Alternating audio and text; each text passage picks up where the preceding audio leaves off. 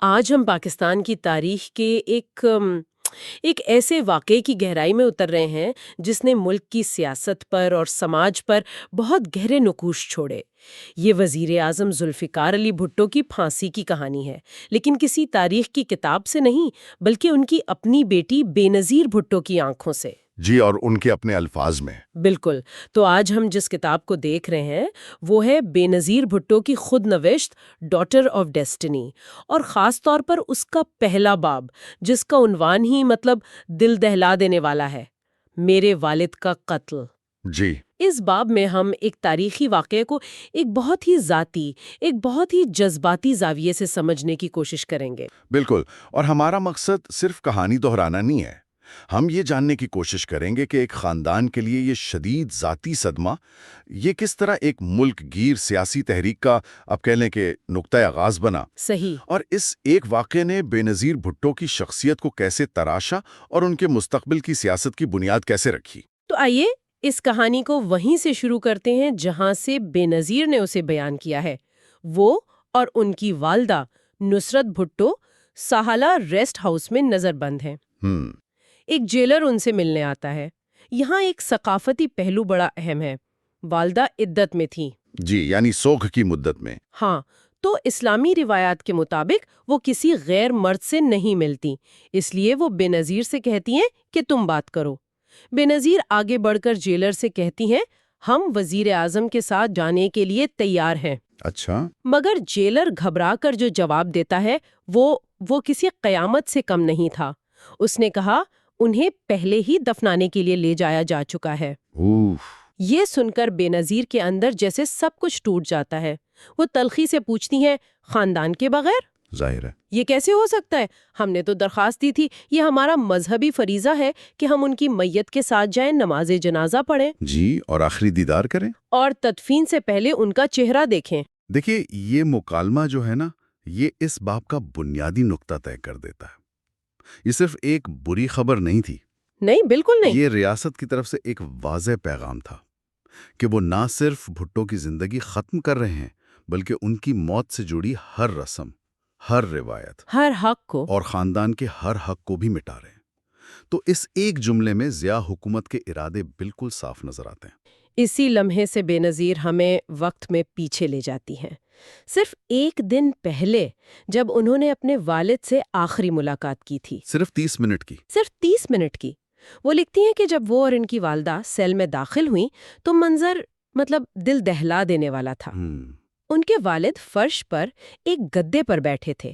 ان کے سیل سے میز، کرسی، یہاں تک کہ چارپائی بھی ہٹا دی گئی تھی۔ اچھا۔ تو سوال یہ اٹھتا ہے کہ یہ محض ایک جیل کا نیم تھا یا اس کے پیچھے کوئی نفسیاتی حربہ تھا؟ میرے خیال میں یہ صرف نیم نہیں تھا، یہ وقار چھیننے کی آخری کوشش تھی۔ آپ سوچیں، ایک شخص جس نے ملک کی قیادت کی ہو، اسے اس کی زندگی کے آخری لمحات میں بنیادی سہولیات سے بھی محروم کر دینا، یہ اسے توڑنے کی، اسے بے بس محسوس کروانے کی ایک کوشش تھی۔ یہ طاقت کا ایک بڑا بے رحمانہ مظاہرہ تھا۔ اس ماحول میں بھٹو صاحب اپنے باقی بچوں کے لیے ایک محبت بھرا پیغام دیتے ہیں۔ پھر وہ اپنی بیوی اور بیٹی سے ایک ایسی بات کہتے ہیں جو ایک باپ کی محبت اور بے بسی دونوں کا اظہار ہے۔ جی۔ وہ کہتے ہیں تم دونوں نے بہت دکھ جھیلے ہیں، اب جب وہ مجھے آج رات مارنے والے ہیں میں تمہیں بھی آزاد کرنا چاہتا ہوں۔ اچھا۔ وہ کہتے ہیں اگر تم چاہو تو پاکستان چھوڑ کر یورپ جا سکتی ہو اور اپنی زندگیاں دوبارہ شروع کر سکتی ہو، میں تمہیں اجازت دیتا ہوں۔ یہ ایک باپ کا اپنی بیٹی اور بیوی کے لیے ایک فطری جذبہ بھی ہو سکتا تھا کہ وہ انہیں محفوظ دیکھنا چاہتے تھے۔ بالکل۔ لیکن ان کا جواب، اور خاص طور پر یہ الفاظ کہ جرنیلوں کو یہ نہیں سوچنا چاہیے کہ وہ جیت گئے ہیں، یہ اس لمحے کو بہت بڑا بنا دیتا ہے۔ ہاں، یہ جواب بہت کچھ کہہ جاتا ہے۔ وہ کہتی ہیں ہم کبھی نہیں جائیں گے۔ جی۔ اس ایک جملے نے جیسے مستقبل کا راستہ ہی طے کر دیا۔ یہی وہ لمحہ ہے جہاں خاندان کی ذاتی ٹریجڈی اور بھٹو کی سیاسی وراثت ایک ہو جاتی ہیں۔ صحیح۔ یہ صرف ہم آپ کو نہیں چھوڑیں گے نہیں تھا، یہ ہم آپ کی لڑائی نہیں چھوڑیں گے کا اعلان تھا۔ اسی لمحے بے نظیر نے لاشعوری طور پر وہ سیاسی ذمہ داری قبول کر لی جو ان کے والد چھوڑ کر جا رہے تھے۔ اور پھر ملاقات کا وقت ختم ہو جاتا ہے۔ بے نظیر کی ایک چھوٹی سی درخواست، پلیز سیل کا دروازہ کھول دیں، میں آخری بار اپنے والد کو گلے لگانا چاہتی ہوں، لیکن سپرنٹینڈنٹ انکار کر دیتا ہے۔ جی، وہ صرف سلاخوں کو پکڑ کر ہی اپنے والد کو الوداع کہہ پاتی ہیں۔ یہ تصویر ذہن پر نقش ہو کر رہ جاتی ہے۔ یہ اس باب کے سب سے زیادہ تکلیف دہ مناظر میں سے ایک ہے، اور یہ ریاست کی بے حسی کی انتہا کو ظاہر کرتا ہے۔ یہ آخری ملاقات تو ہو گئی، لیکن اس کے بعد جو انتظار کی گھڑیاں تھیں وہ شاید اس سے بھی زیادہ اذیتناک تھیں۔ بے نظیر اس رات کے بارے میں کیا لکھتی ہیں؟ اس سے پہلے کہ ہم اس رات کی بات کریں، یہ جاننا ضروری ہے کہ یہ پورا عمل قانونی طور پر بھی کتنا متنازع تھا۔ اچھا، جی، بے نظیر لکھتی ہیں کہ سپریم کورٹ کے ججوں نے خود متفقہ طور پر سفارش کی تھی کہ سزائے موت کو عمر قید میں بدل دیا جائے۔ اچھا، یہ سفارش موجود تھی؟ جی، یہی نہیں، پاکستانی قانون کے مطابق پھانسی کی تاریخ کا اعلان کم از کم 1 ہفتہ پہلے ہونا ضروری تھا، لیکن ایسا نہیں کیا گیا۔ تو پھر اتنی جلدی کیوں تھی؟ ضیاء حکومت نے نہ صرف ملکی قانون کو نظر انداز کیا، بلکہ سنا ہے کہ بین الاقوامی دباؤ بھی بہت تھا۔ بہت زیادہ۔ سعودی عرب، لیبیا، متحدہ عرب امارات، ترکی، دنیا بھر کے مسلم رہنما بھٹو کی جان بخشی کی اپیل کر رہے تھے، لیکن ضیاء حکومت نے کسی کی نہ سنی۔ کسی کی نہیں۔ اور یہ اس لیے اہم ہے کہ ضیاء حکومت ان ممالک سے قریبی تعلقات بنا رہی تھی، لیکن بھٹو کو راستے سے ہٹانا ان کے لیے اتنا اہم تھا کہ انہوں نے ان تعلقات کو بھی داؤ پر لگا دیا۔ اس سے ظاہر ہوتا ہے کہ یہ فیصلہ قانونی نہیں بلکہ خالصتاً سیاسی تھا، اور شاید ذاتی بھی۔ انہیں ڈر تھا کہ اگر بھٹو زندہ رہے، چاہے جیل میں ہی صحیح، تو وہ ہمیشہ ایک سیاسی خطرہ بنے رہیں گے۔ اس سیاسی پس منظر میں سہالہ کی اس رات کا تصور کرنا اور بھی مشکل ہو جاتا ہے۔ بے نظیر اپنی ذاتی کیفیت بیان کرتی ہیں۔ جی، وہ اور ان کی والدہ مکمل طور پر تنہا اور بے بس ہیں۔ وہ لکھتی ہیں کہ انہیں سب سے زیادہ تکلیف اپنے والد کی تنہائی کے احساس سے ہو رہی تھی، کہ وہ اس کال کوٹری میں بالکل اکیلے اس وقت کا انتظار کر رہے ہوں گے۔ رات 1:30 بجے وہ کہتی ہیں کہ ان کی ہمت جواب دے گئی اور ان کی والدہ نے انہیں پرسکون کرنے کے لیے ویلیم کی ایک گولی دی۔ یہ چھوٹی چھوٹی تفصیلات جیسے یہ ویلیم کی گولی، یہ اس اذیت کی شدت کو ظاہر کرتی ہیں جسے بڑے بڑے الفاظ میں شاید بیان کرنا مشکل ہے۔ صحیح۔ یہ ہمیں یاد دلاتا ہے کہ تاریخ کے یہ بڑے کردار بھی آخر کار انسان ہوتے ہیں جو ناقابل تصور غم اور دباؤ سے گزرتے ہیں۔ اور پھر رات 2 بجے وہ پراسرار تقریباً مافوق الفطرت لمحہ آتا ہے۔ یہ حصہ پڑھ کر تو رونگٹے کھڑے ہو جاتے ہیں۔ جی، بے نظیر لکھتی ہیں، میں اچانک چیخ مار کر بستر پر اٹھ بیٹھی۔ مجھے اپنے گلے میں اپنے والد کا پھندا محسوس ہو رہا تھا۔ اللہ! وہ بتاتی ہیں کہ انہیں بعد میں معلوم ہوا کہ ٹھیک اسی وقت لاڑکانہ میں ان کی خاندانی زمینوں پر شدید جالہ باری ہو رہی تھی، بے موسمی جالہ باری۔ اچھا۔ یہ ایک انتہائی ذاتی اور علامتی لمحہ ہے، جیسے فطرت بھی اس ظلم پر ماتم کر رہی ہو۔ اور یہ لمحہ بعد میں اور بھی اہم ہو جاتا ہے جب پھانسی کے سرکاری وقت پر سوالات اٹھتے ہیں۔ یہ صرف ایک بیٹی کا جذباتی تجربہ نہیں رہتا، بلکہ یہ سرکاری بیانیے پر ایک شک کا بیج بو دیتا ہے۔ بالکل، اور یہیں سے کہانی کا رخ لاڑکانہ کی طرف مڑتا ہے، جہاں ایک اور ڈرامہ چل رہا تھا۔ ایک فوجی قافلہ بھٹو کے آبائی گاؤں گڑھی خدا بخش بھٹو پہنچتا ہے۔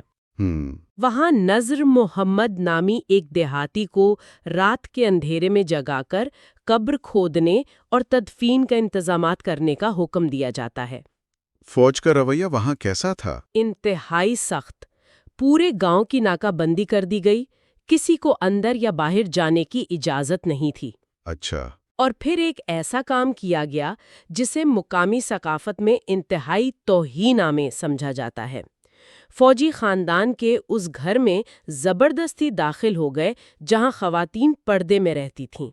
یہ پردے کے اصولوں کی سنگین خلاف ورزی تھی۔ تو یہ سب ایک سوچی سمجھی حکمت عملی کا حصہ تھا؟ تدفین کو خفیہ رکھنا، خاندان کو دور رکھنا اور پورے عمل کو مکمل فوجی کنٹرول میں رکھنا۔ جی، مقصد کیا تھا اس کا؟ مقصد یہ تھا کہ بھٹو کی موت کو ایک عوامی واقعہ نہ بننے دیا جائے۔ وہ نہیں چاہتے تھے کہ جنازے میں لوگوں کا ہجوم امڑ آئے جو ایک سیاسی احتجاج کی شکل اختیار کر سکتا تھا۔ یعنی وہ بھٹو کو ایک شہید بننے سے روکنا چاہتے تھے؟ بالکل، لیکن تاریخ نے ثابت کیا کہ وہ اس میں بری طرح ناکام رہے۔ اور جب ریاست اس طرح معلومات کا خلا پیدا کرتی ہے تو افواہیں اس خلا کو پر کرنے کے لیے تیزی سے پھیلتی ہیں۔ بھٹو کی موت کے بارے میں 2 کہانیاں بہت مشہور ہوئیں۔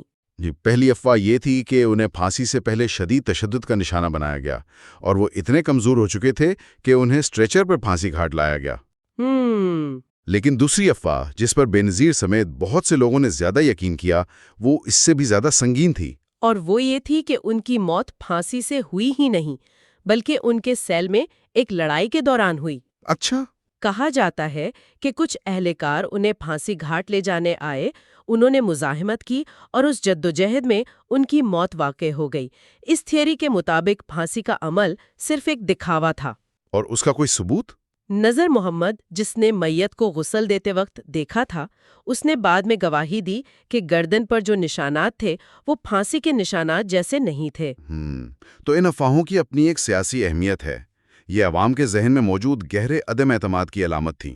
صحیح۔ جب سرکاری بیانیہ ناقابل اعتبار ہو تو لوگ اپنی کہانیاں خود بناتے ہیں۔ یہ افواہیں ضیاء حکومت کے خلاف عوامی مزاحمت کا ایک غیر رسمی طریقہ بن گئی۔ اور بے نظیر کا خود ٹھیک 2 بجے بیدار ہونا، جی، وہ اس شک کو مزید گہرا کرتا ہے کہ شاید پھانسی کا سرکاری وقت بھی درست نہیں تھا اور اصل واقعہ پہلے ہی ہو چکا تھا۔ اس پوری اذیت کے بعد اگلے دن بے نظیر اور ان کی والدہ کو واپس جیل لے جایا جا رہا تھا۔ وہ ایک چھوٹا سا لیکن بہت اہم واقعہ بیان کرتی ہیں۔ کیا؟ وہ لکھتی ہیں کہ فوجی طیارے کا عملہ جو انہیں لے جا رہا تھا ایک اعزازی گارڈ کی طرح سر جھکائے خاموش کھڑا رہا۔ جب ان کی والدہ گاڑی سے اتری تو عملے نے انہیں سیلیوٹ کیا۔ اچھا۔ یہ ایک چھوٹی سی خاموش بغاوت کی علامت تھی۔ بغاوت شاید ایک بڑا لفظ ہو، لیکن یہ یقینی طور پر انسانیت اور احترام کا ایک غیر متوقع لمحہ تھا۔ یہ ظاہر کرتا ہے کہ ریاستی بیانے کے نیچے بھی ذاتی وفاداریاں اور احترام موجود تھے۔ ان اہلکاروں کے لیے بھٹو صرف ایک سزا یافتہ قیدی نہیں تھے، وہ کمانڈر ان چیف تھے جنہوں نے بھارت کی قید سے 90,000 سے زیادہ فوجی واپس لائے تھے۔ صحیح، یہ ان کا شکریہ ادا کرنے کا ایک خاموش طریقہ تھا۔ بالکل۔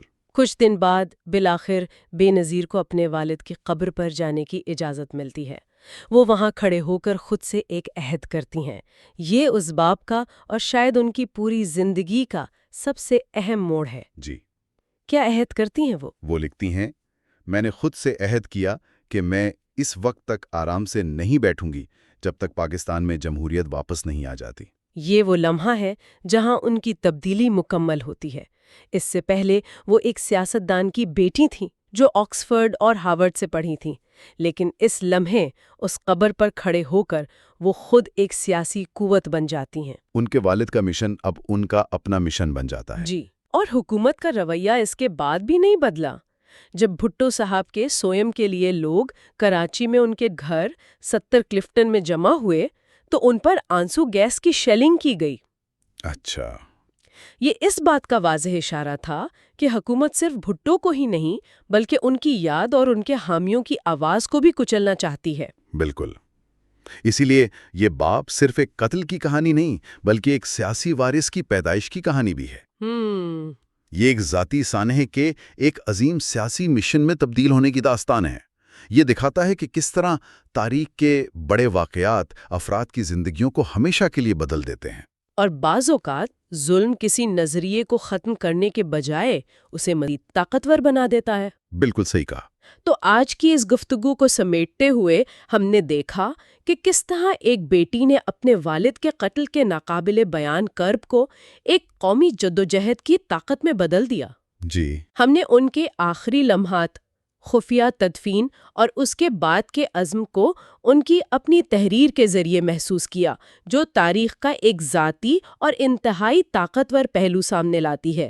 اور دیکھیں، اس باب سے جو سب سے بڑا سبق ملتا ہے وہ یہ ہے کہ تاریخ کے اہم ترین لمحات اکثر گہرے ذاتی تجربات سے جڑے ہوتے ہیں۔ صحیح۔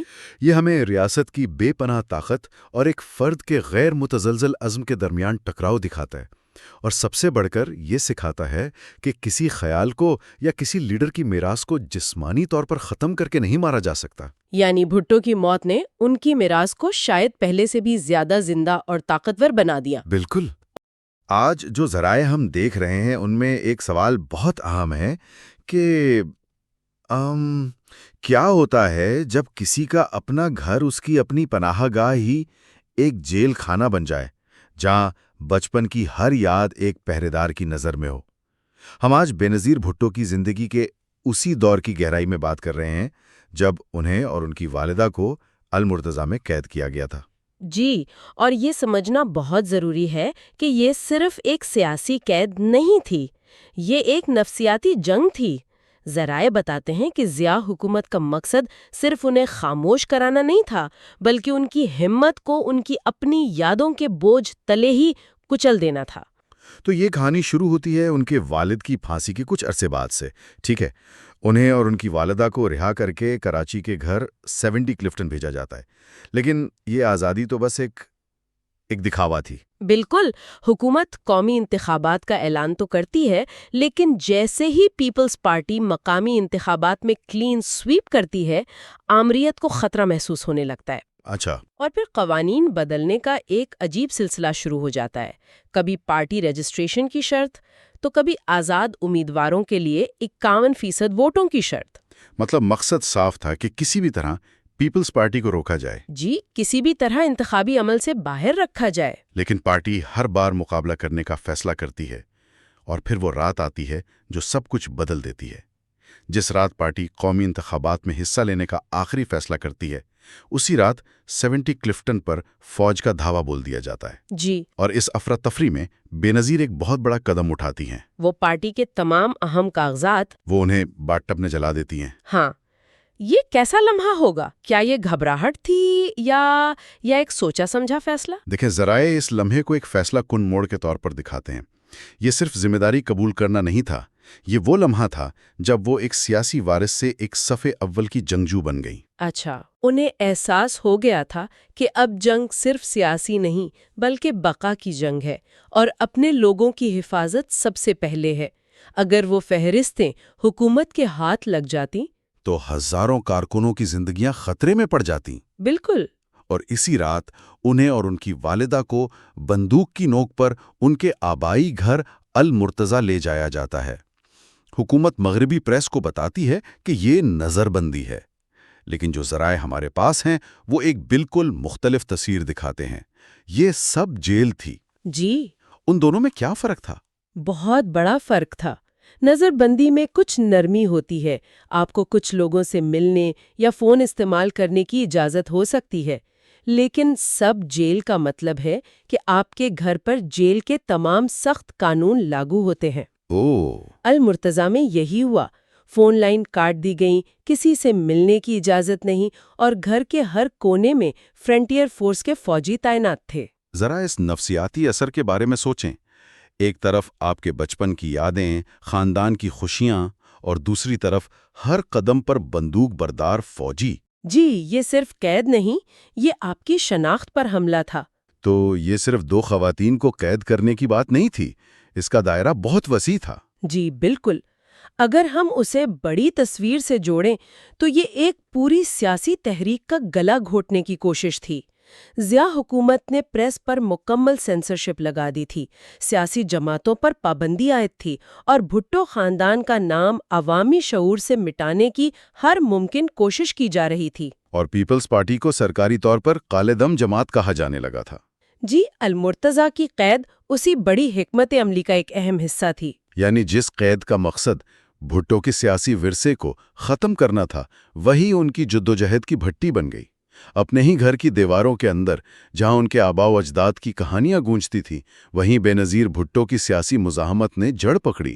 اور یہی بات ایک بڑا سوال چھوڑ جاتی ہے جس پر غور کرنا چاہیے۔ کیا؟ کہ جب کوئی آمر کسی سیاسی وارث کو اس کی اپنی تاریخ میں قید کر کے اسے مٹانے کی کوشش کرتا ہے، تو کیا وہ واقعی اسے کمزور کرتا ہے، یا انجانے میں اسے اپنے ماضی کی طاقت سے جوڑ کر مستقبل کی سب سے بڑی لڑائی کے لیے تیار کر دیتا ہے؟ تو آج ہم بات کر رہے ہیں بے نظیر بھٹو کی اپنی لکھی ہوئی کہانی دختر تقدیر کے کچھ بہت ہی دلچسپ حصوں پر۔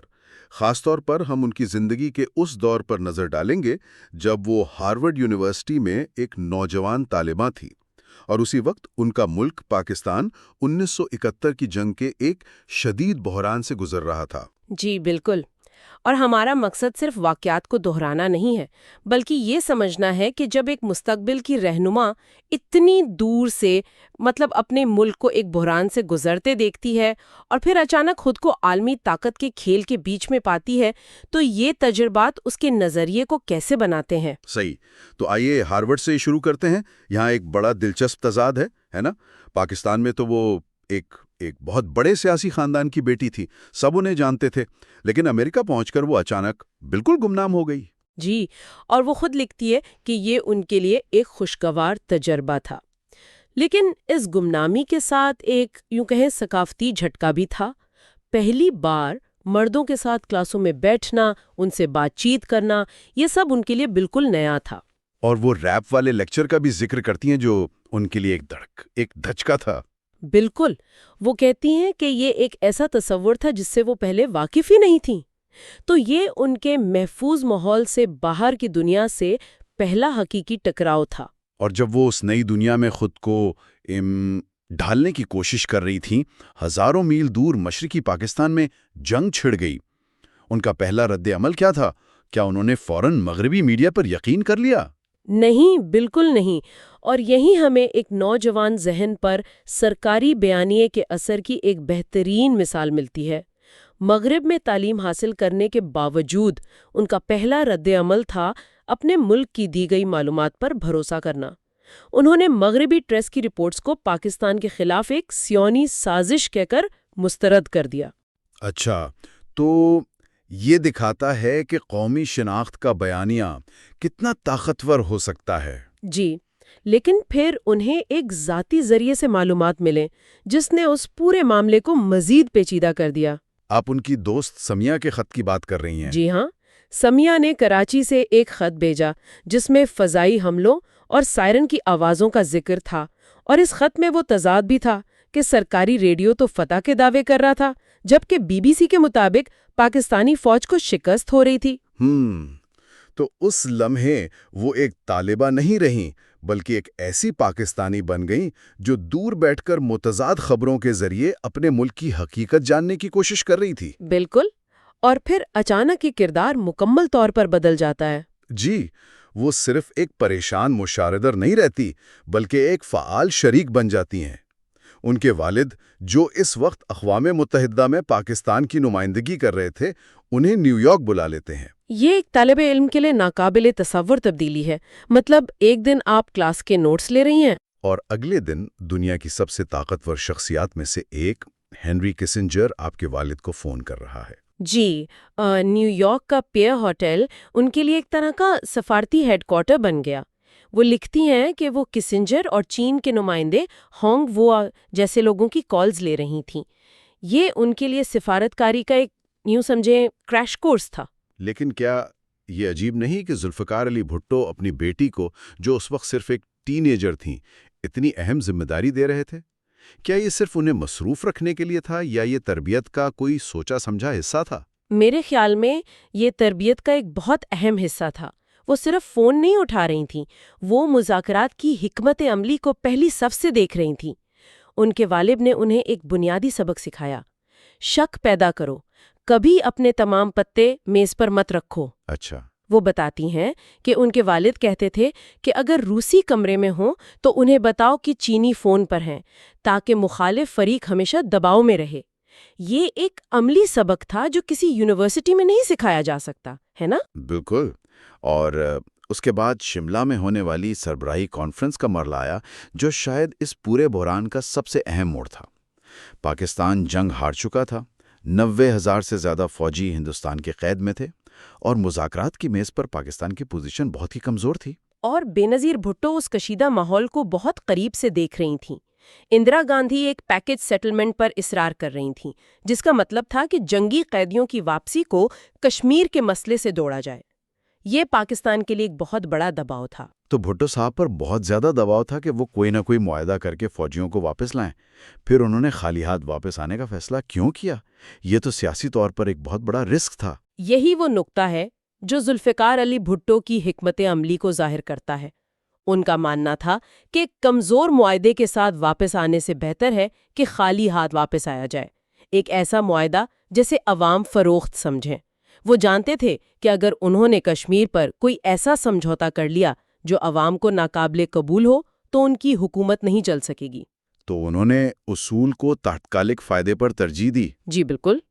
تو جب ہم ان تمام تجربات کو ایک ساتھ دیکھتے ہیں، مطلب ایک گمنام طالبہ ہونے سے لے کر عالمی رہنماؤں کے فون اٹھانے اور پھر شملہ جیسے ہائی سٹیک مذاکرات دیکھنے تک، یہ ایک نوجوان ذہن پر کیا اثر ڈالتا ہے؟ اور سامعین کے لیے سوچنے کی بات بھی یہی ہے کہ جب کوئی شخص اتنی کم عمری میں عالمی طاقت کی بساط کو اتنے قریب سے دیکھتا ہے، عوامی تقاریر کے پیچھے کی حقیقت سے لے کر بند دروازوں کے پیچھے ہونے والی مایوس کن فون کالز تک، تو یہ قیادت، سمجھوتے اور اصولوں پر قائم رہنے کے بارے میں اس کے نقطہ نظر کو کیسے ہمیشہ کے لیے بدل دیتا ہے۔ پر بات کر رہے ہیں جو انہوں نے آکسفورڈ میں اپنے وقت کے بارے میں لکھا۔ جی، جسے وہ خوابوں کی چوٹیاں کہتی ہیں۔ بالکل، اور یہ صرف ایک طالب علمی کے دور کی کہانی نہیں ہے، یہ دراصل ایک ایسی بھٹی تھی جس نے انہیں مستقبل کی سیاست کے لیے تیار کیا۔ صحیح کہا۔ اور اس باب میں جو چیز سب سے نمایاں ہے وہ ہے نظریات اور حقیقت کے درمیان ایک گہرا تضاد۔ اچھا؟ ایک طرف تو آکسفورڈ کی آزاد فضا ہے جہاں جمہوریت پر بحث ہو رہی ہے، اور دوسری طرف پاکستان کے وہ حالات جو بالکل مختلف سمت میں جا رہے تھے۔ تو آئیے وہیں سے شروع کرتے ہیں۔ ہارورڈ کے بعد بھٹو صاحب اپنی بیٹی کو آکسفورڈ بھیجنے پر اتنا زور کیوں دے رہے تھے؟ دیکھیں، اس کی دو وجوہات تھیں۔ ایک تو یہ کہ ذوالفقار علی بھٹو خود آکسفورڈ سے پڑھے تھے، تو یہ ایک ذاتی خواب بھی تھا۔ اور وہ نہیں چاہتے تھے کہ ان کی جڑیں امریکہ میں مضبوط ہوں۔ بالکل، کتاب میں ذکر ہے کہ انہوں نے اپنے چاروں بچوں کا داخلہ ان کی پیدائش کے وقت ہی آکسفورڈ میں کروا دیا تھا۔ پیدائش کے وقت؟ واہ! جی، انہوں نے بے نظیر کو ایک خط میں لکھا بھی کہ تمہارا آکسفورڈ میں ہونا ایک خواب کے سچ ہونے جیسا ہے۔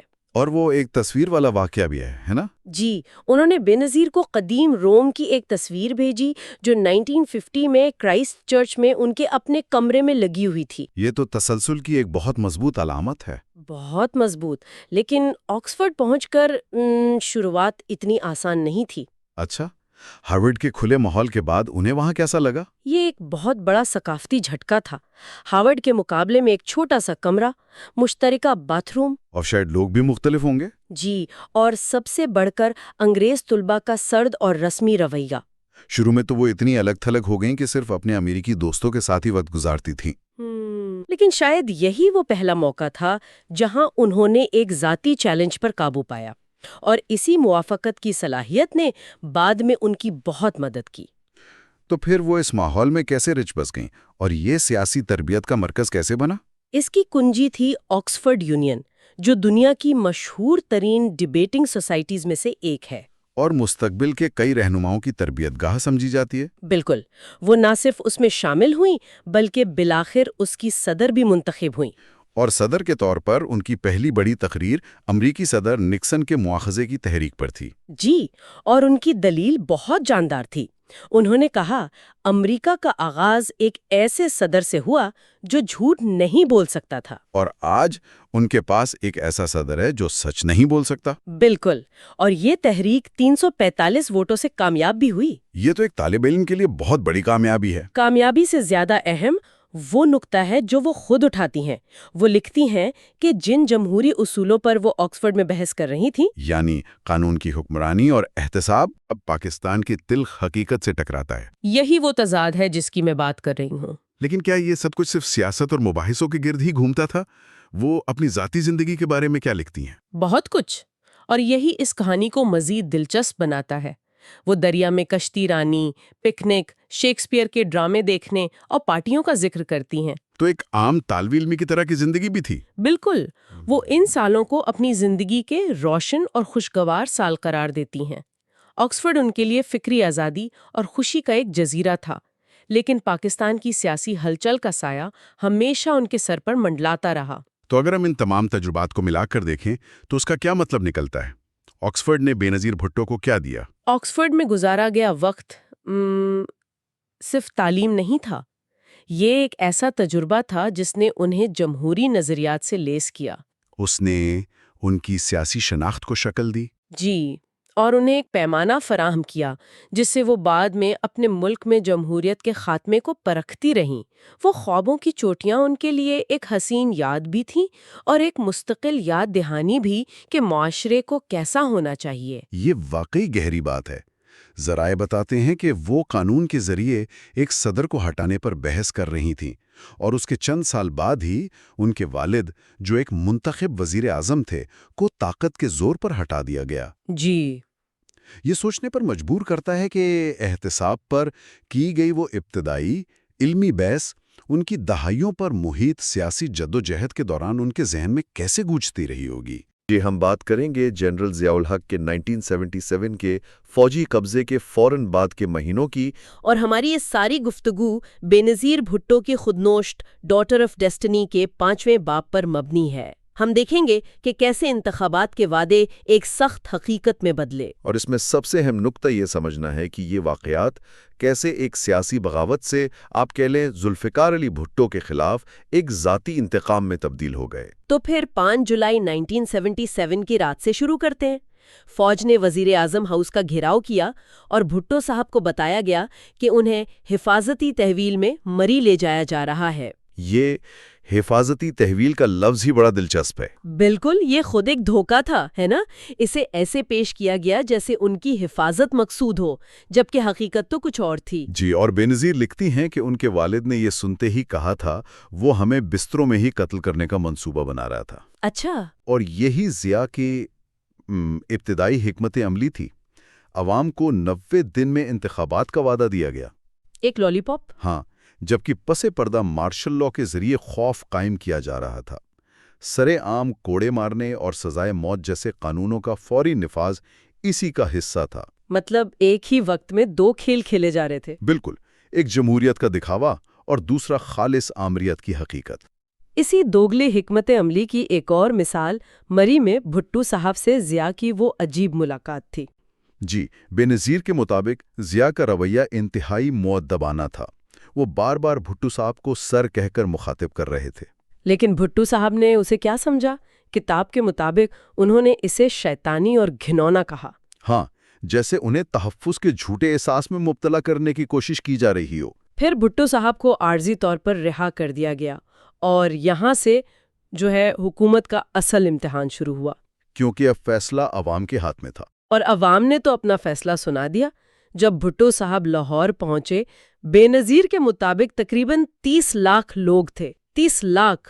یہ صرف ایک جلسہ نہیں تھا، یہ تو فوجی بغاوت کے خلاف ایک عوامی ریفرنڈم جیسا تھا۔ صحیح، اور اسی سے ضیاء پر یہ واضح ہو گیا کہ وہ شفاف انتخابات میں کبھی نہیں جیت سکتا۔ اور بھٹو صاحب کو بھی اندازہ ہو گیا تھا کہ آگے کیا ہونے والا ہے۔ جی، بےنظیر لکھتی ہیں کہ انہوں نے خاندان کو آنے والی سختیوں کے لیے تیار کرنا شروع کر دیا تھا، یہاں تک کہ بےنظیر کو ملک چھوڑنے کا مشورہ بھی دیا۔ یہ بہت اہم نکتہ ہے۔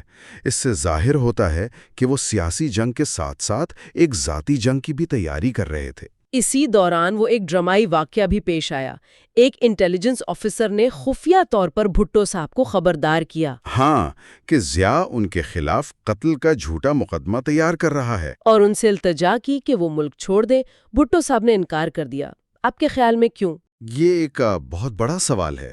شاید یہ اصولوں کی جنگ تھی، وہ اپنے حامیوں کو چھوڑ کر بھاگنا نہیں چاہتے تھے، یا شاید وہ ضیاء کی صفاقی کا صحیح اندازہ نہیں لگا پائے۔ وجہ جو بھی ہو، یہ فیصلہ کہانی کا ایک فیصلہ کن موڑ ثابت ہوا۔ بالکل۔ اور پھر آیا 3 سپٹمبر 1977، دوسری گرفتاری۔ یہ منظر تو ناقابل یقین ہے۔ صبح کے 4 بجے رمضان کے مہینے میں مشین گنوں سے لیس کمانڈوز کراچی میں ان کے گھر میں داخل ہوئے۔ سادہ لباس میں، دیواریں پھلانگ کر۔ بےنظیر لکھتی ہیں کہ کمانڈو سیدھا ان کے کمرے میں گھس آئے اور کچھ کو تو یہ تک معلوم نہیں تھا کہ وہ کس کے گھر میں ہیں۔ یہ سراسر افراتفری اور خوف پھیلانے کا حربہ تھا۔ اس وحشیانہ چھاپے کا موازنہ پہلی حفاظتی تحویل سے کریں تو فرق صاف ظاہر ہے۔ اب مقصد سیاسی کنٹرول نہیں تھا، بلکہ بھٹو خاندان کو توڑنا، خوفزدہ کرنا اور آپ کہہ لیں ذلیل کرنا تھا۔ بےنظیر اپنے والدین کے کمرے کا منظر بیان کرتی ہیں، جہاں بھٹو صاحب گرفتاری کے وقت بھی انتہائی پرسکون اور باوقار تھے۔ جی، یہاں تک کہ جب ایک کمانڈو دیوار سے ان کی رسمی تلواریں اتارنے کی کوشش کر رہا تھا تب بھی انہوں نے اپنا کمپوزر برقرار رکھا۔ انہیں دوبارہ لے جایا گیا، خاندان کو گھر میں نظر بند کر دیا گیا اور بیگم بھٹو کی صحت بگڑنا شروع ہو گئی۔ اور بس یہی وہ لمحہ تھا جب سیاسی مخالفت ذاتی انتقام میں ڈھل گئی۔ یہ صرف اقتدار کی جنگ نہیں رہی تھی۔ تو خلاصہ یہ ہے کہ یہ سفر ایک فوجی بغاوت سے شروع ہوا جس میں 90 دن میں جمہوریت کا وعدہ تھا، لیکن یہ بہت جلد ضیاء کی بھٹو کو ختم کرنے کی ایک ذاتی اور صفاقانہ مہم بن گئی۔ اور یہ سامعین کے لیے ایک سوال چھوڑ جاتا ہے، آخر وہ کون سا لمحہ تھا جب ضیاء کی بغاوت کا مقصد پاکستان پر حکومت کرنے سے زیادہ صرف ایک شخص اور اس کے خاندان کو تباہ کرنا بن گیا؟ اور یہ کسی بھی نظام میں ایک فرد کو ملنے والی بے لگام طاقت کے بارے میں ہمیں کیا سکھاتا ہے؟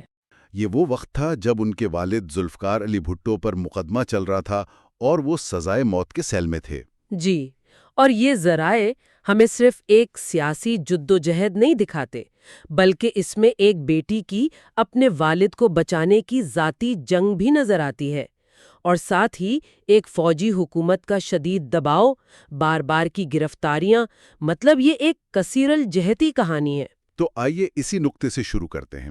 یہ جو دو محاذوں پر جنگ کی بات ہے، ایک طرف والد کا مقدمہ اور دوسری طرف وہ پاکستان پیپلز پارٹی کا حوصلہ بلند رکھنے کے لیے ملک بھر میں جلسے بھی کر رہی تھیں، یہ سب ایک ساتھ کیسے ممکن تھا؟ دیکھیں، یہ بہت ہی مشکل تھا۔ ان کی تحریر سے ظاہر ہوتا ہے کہ وہ سندھ اور سرحدی صوبوں میں مسلسل سفر کر رہی تھیں، اور یہ صرف عام سیاسی دورے نہیں تھے۔ اچھا، ان کے والد نے انہیں جیل سے ایک پیغام بھیجا تھا، کہا تھا کہ میری ماؤ کیپ لے جانا اور اسے لوگوں کے قدموں میں رکھ دینا، یعنی یہ ایک بہت گہری علامتی بات تھی۔ صحیح، یہ صرف عوامی حمایت حاصل کرنا نہیں تھا۔ بالکل نہیں، یہ اس بات کا اعلان تھا کہ بھٹو اعظم کی وراثت زندہ ہے۔ وہ ٹوپی جو مغرب مخالف اور سوشلسٹ نظریات کی علامت تھی، وہ مزاحمت کی نشانی بن گئی۔ تو یہ تو عوامی محاذ کی بات ہوئی، جی، لیکن جہاں اصل جنگ لڑی جا رہی تھی یعنی عدالت میں، وہاں کیا صورتحال تھی؟ کیونکہ ذرائع بتاتے ہیں کہ وہاں کا ماحول بالکل مختلف تھا۔ مخالفانہ کہنا بھی شاید کام ہوگا۔ بے نظیر چیف جسٹس مولوی مشتاق حسین کے کھلے تعصب کے بارے میں لکھتی ہیں۔ ایک بہت ہی چونکا دینے والا واقعہ ہے جہاں مقدمے کے ایک اہم گواہ مسعود محمود کے بیان کو جج نے اپنی مرضی سے بدلوایا۔ اچھا، وہ کیسے؟ جب گواہ نے ایک بات سے انکار کیا تو جج نے کلرک کو حکم دیا، لکھو میں مسعود محمود کو وزیر اعظم کے پاس لے کر گیا۔ لیکن گواہ نے تو یہ کہا ہی نہیں تھا۔ جی، اس نے صاف انکار کیا تھا۔ اس سے ظاہر ہے کہ مقدمے میں انصاف کی کوئی امید ہی نہیں تھی۔ فیصلہ تو جیسے پہلے ہی لکھا جا چکا تھا۔ اور یہیں سے یہ جدوجہد صرف سیاسی نہیں رہتی بلکہ بہت ذاتی اور تکلیف دہ شکل اختیار کر لیتی ہے۔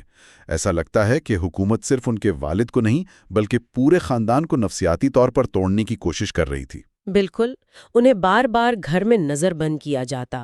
کتاب میں ایک بہت ڈرامائی واقعہ ہے جب انہیں اور ان کی دوست یاسمین کو ہوائی اڈے پر جہاز سے زبردستی اتارا گیا۔ ہاں، اور ٹارمک پر گھسیٹا گیا۔ جی، یہ صرف ہراساں کرنا نہیں تھا، یہ عوامی سطح پر تذلیل کرنے کی کوشش تھی۔ اور وہ واقعہ بھی تو ہے جب ایک سیکیورٹی آفیسر نے ان کی تلاشی لینے کی کوشش کی، اس شک پر کہ انہوں نے اپنے والد کا کوئی خفیہ پیغام چھپایا ہوا ہے۔ ہاں، اور اس موقع پر ان کا رد عمل اس شدید ذہنی دباؤ کو ظاہر کرتا ہے جس سے وہ گزر رہی تھی۔ وہ چیخ پڑی کہ میرا کیا رہ گیا ہے؟ تم نے میرے والد کو سزائے موت سنائی ہے، مجھے پرواہ نہیں کہ میں زندہ رہوں یا مر جاؤں۔ یہ ایک طرح سے ہمت ہارنے کا لمحہ تھا۔ بالکل، اور اس نفسیاتی دباؤ کے ساتھ ساتھ جسمانی مشکلات بھی تھیں۔ ان کے والد کو جیل میں صحت کی سہولیت نہیں مل رہی تھی، ان کی والدہ بیمار تھیں، اور خود بے نظیر کو کان کا شدید انفیکشن تھا جس کا صحیح علاج تک نہیں ہو رہا تھا۔ یہ ایک منظم حکمت عملی تھی۔ تو جب مقدمہ سپریم کورٹ میں اپیل کے مرحلے پر پہنچا تب کیا کچھ بدلا؟ حالات آپ کہہ سکتی ہیں مزید خراب ہو گئے۔ قید کی ناقابل تصور صعوبتوں کے باوجود ذوالفقار علی بھٹو نے عدالت میں 4 دن تک خود دلائل دیے۔ ذرائع کے مطابق انہیں 6 ماہ سے زیادہ عرصے تک سورج کی روشنی نہیں دیکھنے دی گئی تھی۔ 6 ماہ تک؟ جی، اور 25 دن تک پینے کا تازہ پانی تک نہیں دیا گیا تھا۔ یہ حالات کسی بھی انسان کو توڑنے کے لیے کافی ہیں۔ اس پر عالمی سطح پر بھی تو کافی رد عمل آیا تھا، ہے نا؟ بھیجیں، لیکن جنرل ضیاء نے ان سب اپیلوں کو یہ کہہ کر مسترد کر دیا کہ یہ محض ٹریڈ یونین کی سرگرمی ہے۔ یہ عالمی رائے عامہ کو مکمل طور پر نظر انداز کرنے والی بات تھی۔ اس سے حکومت کا ارادہ صاف ظاہر تھا۔ تو آخر میں یہ باب ہمیں کہاں لا کر چھوڑتا ہے؟ یہ بے نظیر کی اپنے ہی گھر المرتضیٰ، جسے سب جیل بنا دیا گیا تھا، وہاں سے رہائی پر ختم ہوتا ہے، مگر یہ ایک بہت ہی مختصر سی مہلت تھی۔ بالکل، اور یہاں ہمارے لیے سوچنے کا ایک بہت اہم سوال پیدا ہوتا ہے کہ ایک فرد اس طرح کے منظم ریاستی دباؤ، ذاتی تکالیف اور نفسیاتی جنگ کا مقابلہ آخر کیسے کرتا ہے؟ صحیح۔ جب کسی نظریے کی پیروی کی انسانی قیمت اتنی زیادہ ہو تو اس کے لیے لڑنے کا اصل مطلب کیا ہوتا ہے؟ اور یہ بات ان کے والد کے اس مشہور قول سے جڑتی ہے کہ آپ ایک انسان کو تو مار سکتے ہیں لیکن ایک نظریے کو نہیں۔ یہ باب اسی نظریے کی بقا کی جنگ کی ایک جھلک ہے۔ آج ہم بینظیر بھٹو کی خودنوشت دختر تقدیر کے ایک بہت ہی دلچسپ حصے پر بات کر رہے ہیں۔ یہ وہ لمحہ ہے جب انہیں المرتضیٰ سب جیل سے رہا کیا جاتا ہے۔ بظاہر تو یہ آزادی ہے، لیکن سوال یہ ہے کہ مارشل لاء کے سائے میں آزادی کا مطلب کیا ہوتا ہے؟ کیا یہ واقعی آزادی تھی یا صرف قید کا ایک نیا طریقہ؟ دیکھیں، اصل کہانی یہ ہے کہ یہ رہائی جبر کا خاتمہ نہیں تھی، اس نے صرف اپنی شکل بدل لی تھی۔ جنرل ضیاء کی حکومت کا خیال تھا کہ اس اقدام سے وہ بے نظیر کو ایک آپ کہہ لیں کہ بے ضرر شخصیت بنا دیں گے اور مزاحمت کی ہوا نکل جائے گی۔ اچھا، لیکن ہوا اس کے بالکل برعکس۔ یہ ان کی سب سے بڑی غلطی فہمی ثابت ہوئی، اور اسی لمحے سے جمہوریت اور آمریت کے درمیان ایک کھلی جنگ کا آغاز ہوا۔ رہائی کے بعد بھی حالات کچھ بہتر نہیں ہوئے۔ کتاب میں وہ بتاتی ہیں کہ ان پر مسلسل نظر رکھی جا رہی تھی، دھمکیاں مل رہی تھیں، اور سب سے بڑھ کر ان کی صحت کا مسئلہ تھا، خاص طور پر وہ کان کا شدید انفیکشن۔ جی، جس کا قید میں ٹھیک سے علاج نہیں کیا گیا۔ بالکل، تو ایسا لگتا ہے جیسے جسمانی قید تو ختم ہو گئی تھی لیکن ذہنی دباؤ برقرار رکھا گیا تھا۔ بالکل، اور یہ صرف ایک صحت کا مسئلہ نہیں تھا، یہ ایک نفسیاتی ہتھیار تھا۔ خودنوشت میں وہ لکھتی ہیں کہ ڈاکٹروں نے انہیں خبردار کیا تھا کہ اگر یہ انفیکشن دماغ تک پھیل گیا تو وہ ہمیشہ کے لیے بہری ہو سکتی ہیں یا چہرے پر فالج ہو سکتا ہے۔ جی، تو حکومت کا پیغام صاف تھا، تم ہماری قید میں نہیں ہو لیکن تمہاری زندگی اب بھی ہمارے کنٹرول میں ہے۔ اس طرح آزادی خود ان کے خلاف ایک ہتھیار بن گئی تھی۔ تو اس قسم کے دباؤ کا مقابلہ انہوں نے کیسے کیا؟ حیرت کی بات یہ ہے کہ وہ اسلام آباد جا کر سیاست کرنے کے بجائے سیدھا لاڑکانہ چلی گئیں، اور وہاں انہوں نے ایک بہت ہی غیر متوقع کام شروع کیا۔ وہ خاندانی زمینوں پر بیٹھ کر مقامی لوگوں کے جھگڑوں کے فیصلے کرنے لگیں۔ یہ بات مجھے بہت دلچسپ لگتی ہے، مطلب ہارورڈ اور آکسفورڈ سے پڑھی لکھی ایک خاتون ایک روایتی سردار کی طرح پنچایت لگا رہی تھیں۔ اس کے پیچھے کیا حکمت عملی تھی؟ یہ ایک شاندار سیاسی چال تھی۔ یہ تریمولہ سطح پر مزاحمت کی ایک بہترین مثال تھی۔ اس وقت ریاست کا جو عدالتی نظام تھا وہ مہنگا، سست اور بدعنوانی سے بھرا ہوا تھا۔ لوگوں کا اس پر اعتبار نہیں تھا۔ صحیح۔ ایسے میں جب بے نظیر نے فوری اور منصفانہ انصاف فراہم کرنا شروع کیا تو وہ صرف جھگڑے حل نہیں کر رہی تھیں، وہ دراصل ایک متوازہ طاقت کا مرکز بنا رہی تھی۔ وہ یہ ثابت کر رہی تھی کہ جہاں ریاست ناکام ہو چکی ہے وہاں وہ عوام کے مسائل حل کر سکتی ہیں۔ اچھا، تو یہ آمریت کے جواز کو ایک خاموش لیکن بہت گہرا چیلنج تھا۔ بالکل۔ تو انہوں نے پہلے مقامی سطح پر اپنی طاقت کو مضبوط کیا، لیکن اس مقامی حمایت کو قومی سطح پر ایک فوجی آمر کے خلاف چیلنج میں کیسے تبدیل کیا؟ یہیں پر کہانی کا سب سے ڈرامائی موڑ آتا ہے۔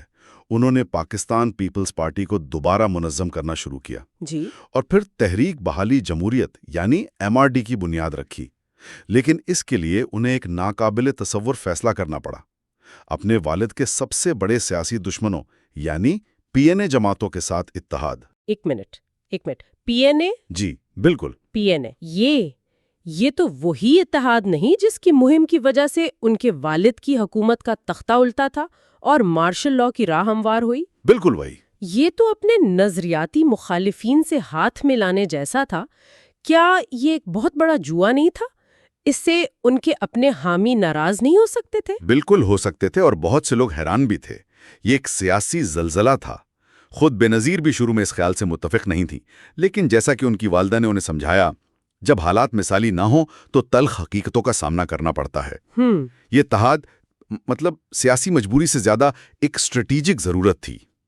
جنرل ضیاء ایک کنٹرول شدہ بے اختیار جمہوریت لانا چاہتے تھے، اور اس کو روکنے کا واحد طریقہ یہ تھا کہ تمام جمہوری قوتیں، چاہے ان کے آپس میں کتنے ہی اختلافات کیوں نہ ہو، ایک پلیٹ فارم پر جمع ہو جائیں۔ تو یہ ان کی سیاسی پختگی کا ثبوت تھا کہ انہوں نے ذاتی رنجشوں سے اوپر اٹھ کر ایک بڑا مقصد حاصل کیا۔ جی بالکل۔ تو اگر ہم ان تمام باتوں کو جوڑ کر دیکھیں تو المرتضیٰ سے رہائی کوئی رعایت نہیں تھی، بلکہ شاید آمیریت کی سب سے بڑی اسٹریٹیجک غلطی تھی۔ انہوں نے ایک قیدی علامت کو آزاد کر کے ایک قومی رہنما بنا دیا جو انہیں براہ راست چیلنج کرنے کے لیے تیار تھی۔ آپ نے بالکل صحیح نتیجہ نکالا، اور یہ صورتحال آخر میں ہمیں ایک بہت گہرے سوال پر سوچنے پر مجبور کرتی ہے۔ جب ریاست کے پاس لامحدود طاقت ہو اور وہ آپ کے ہر قدم پر نظر رکھے، تو کیا کوئی سیاسی مخالف واقعی آزاد ہو سکتا ہے، یا پھر آزادی خود ایک بڑی غیر مریض جیل بن جاتی ہے؟ آج ہم بینظیر بھٹو کی آپ بیتی دختر مشرق کے ایک بہت ہی اہم باب پر بات کر رہے ہیں۔ یہ 1981 کی بات ہے، جب ضیاء الحق کی آمریت کے خلاف MRD یعنی تحریک بحالی جمہوریت چل رہی تھی، اور ایک طیارہ ہائی جیکنگ کا الزام ان کی پارٹی پر لگا کر انہیں گرفتار کر لیا گیا اور سکھر جیل کی قید تنہائی میں ڈال دیا گیا۔ بالکل۔ تو آج ہم یہ سمجھنے کی کوشش کریں گے کہ یہ صرف ایک قید نہیں تھی، بلکہ ایک سیاسی رہنما کو ذہنی طور پر توڑنے کی ایک سوچی سمجھی کوشش تھی، اور یہ کہ وہ کوشش کیسے ناکام ہوئی۔ بالکل، اور پہلا سوال یہی بنتا ہے کہ سکھر جیل ہی کیوں؟ صحیح۔ ذرائع بتاتے ہیں کہ یہ کوئی اتفاقی فیصلہ نہیں تھا۔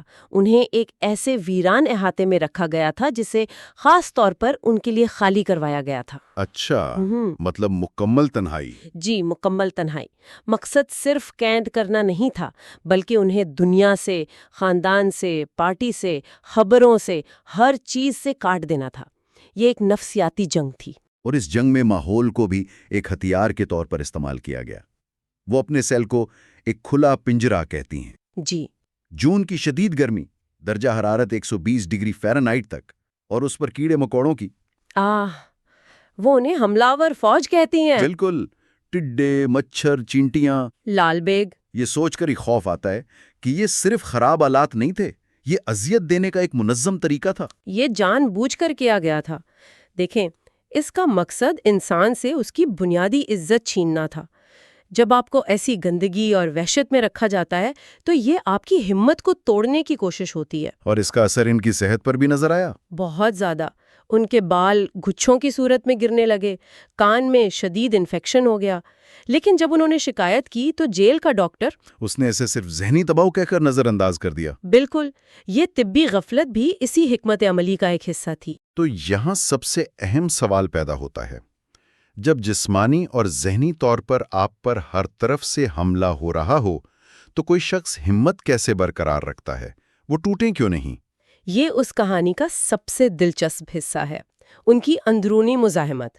وہ سمجھتی تھیں کہ ان کی جو تکلیف ہے اس کا ایک مطلب ہے، یہ بے مقصد نہیں ہے۔ انہیں معلوم تھا کہ یہ سب کچھ دوسروں کو ڈرانے کے لیے کیا جا رہا ہے۔ تو ان کا مقابلہ ذاتی نہیں، سیاسی تھا۔ جی، یہی نکتہ ہے۔ جیل سے اپنی والدہ کو لکھے گئے خط میں وہ اپنی خوراک اور صحت کی تفصیلات بتاتی ہیں، جو ظاہر کرتا ہے کہ وہ بدترین حالات میں بھی نظم و ضبط قائم رکھنے کی کوشش کر رہی تھیں۔ یعنی وہ اپنے ذہن پر کنٹرول نہیں کھونا چاہتے تھے۔ بالکل، اور اس سے بھی بڑی بات، انہوں نے اپنی تکلیف کو عوام کی جدوجہد سے جوڑ لیا تھا۔ اچھا۔ انہیں یقین تھا کہ ان کا درد اس قوم کے درد کی نمائندگی کرتا ہے جو جمہوریت کے لیے لڑ رہی ہے۔ جب آپ کی تکلیف کو ایک بڑا مقصد مل جاتا ہے تو مایوسی آپ پر حاوی نہیں ہو سکتی۔ تو اس کا مطلب ہے کہ حکومت کا جو سب سے بڑا منصوبہ تھا وہ الٹا پڑ گیا؟ بری طرح سے۔ وہ انہیں توڑ کر ایک مثال بنانا چاہتے تھے، لیکن نتیجہ اس کے بالکل برعکس نکلا۔ جی ہاں، یہ ان کی سب سے بڑی غلطی فہمی تھی۔ وہ سوچتے تھے کہ جسمانی تنہائی ایک سیاسی نظریے کو ختم کر سکتی ہے، لیکن دراصل انہوں نے جیل کے اس سیل کو ایک ایسی بھٹی میں تبدیل کر دیا جس نے ایک زیادہ مضبوط اور پختہ ارادے والی رہنما کو جنم دیا۔ واہ، یعنی جو ہتھیار ان کے خلاف استعمال ہوا وہی ان کی ڈھال بن گیا۔ بالکل، اور اس ظلم نے آمریت کے اخلاقی دیوالیہ پن کو پوری دنیا کے سامنے بے نقاب کر دیا۔ تو وہ اس تجربے سے کمزور نہیں بلکہ زیادہ پرعزم ہو کر نکلی۔ خلاصہ یہ ہے کہ سکھر جیل کی قید تنہائی ایک سیاسی حربہ تھا جو ناکام ہو گیا۔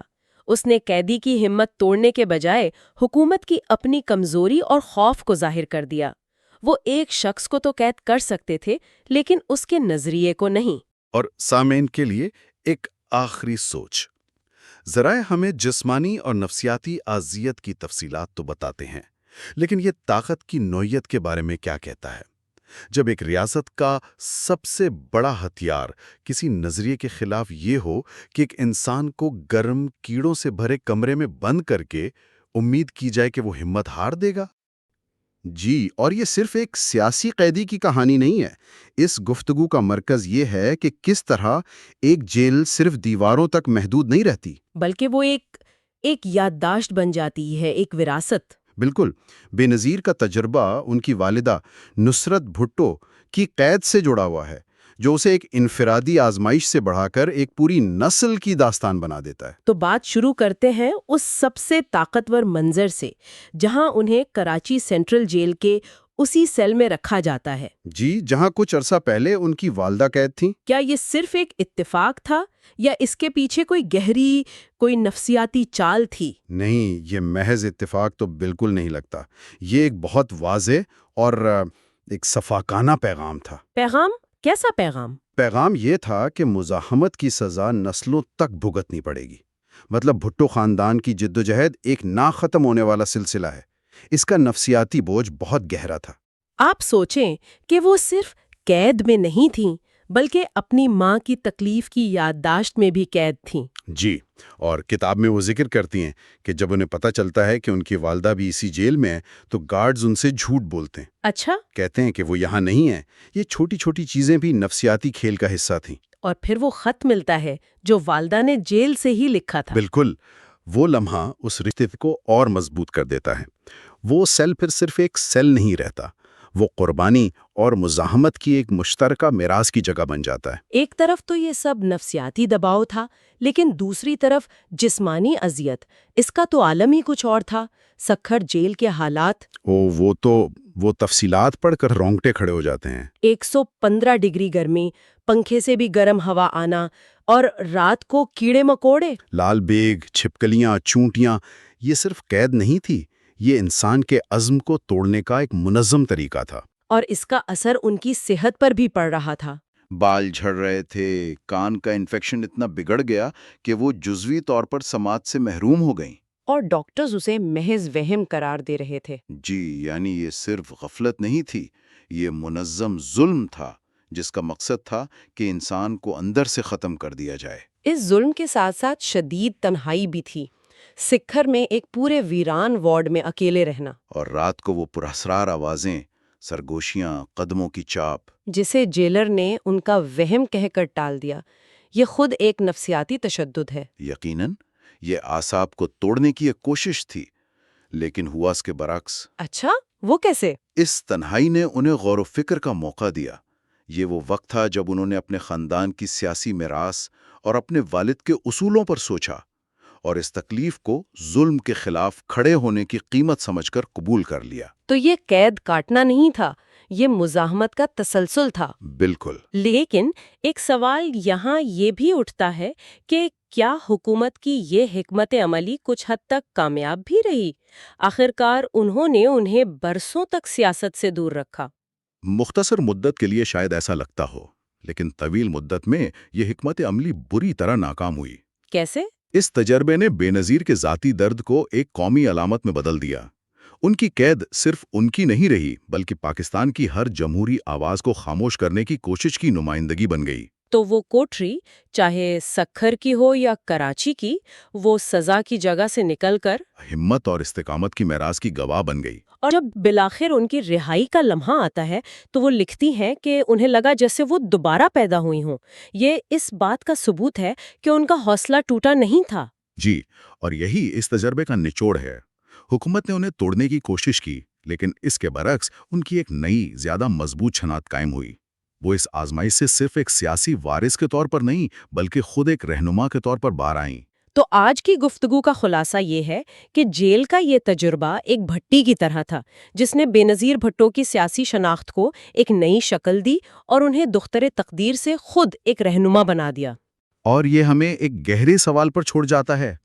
جب کوئی حکومت ایک سیاسی میراث کو کچلنے کے لیے اگلی نسل کو قید کرتی ہے تو وہ کون سے حالات ہوتے ہیں جب یہی حکمت عملی الٹی پڑ جاتی ہے اور ایک مظلوم کی جگہ ایک لازوال علامت پیدا کر دیتی ہے جہاں انہیں رہائی کی امید دلائی جاتی ہے لیکن پھر انہیں ایک سب جیل میں مزید 2 سال کی قید تنہائی میں ڈال دیا جاتا ہے۔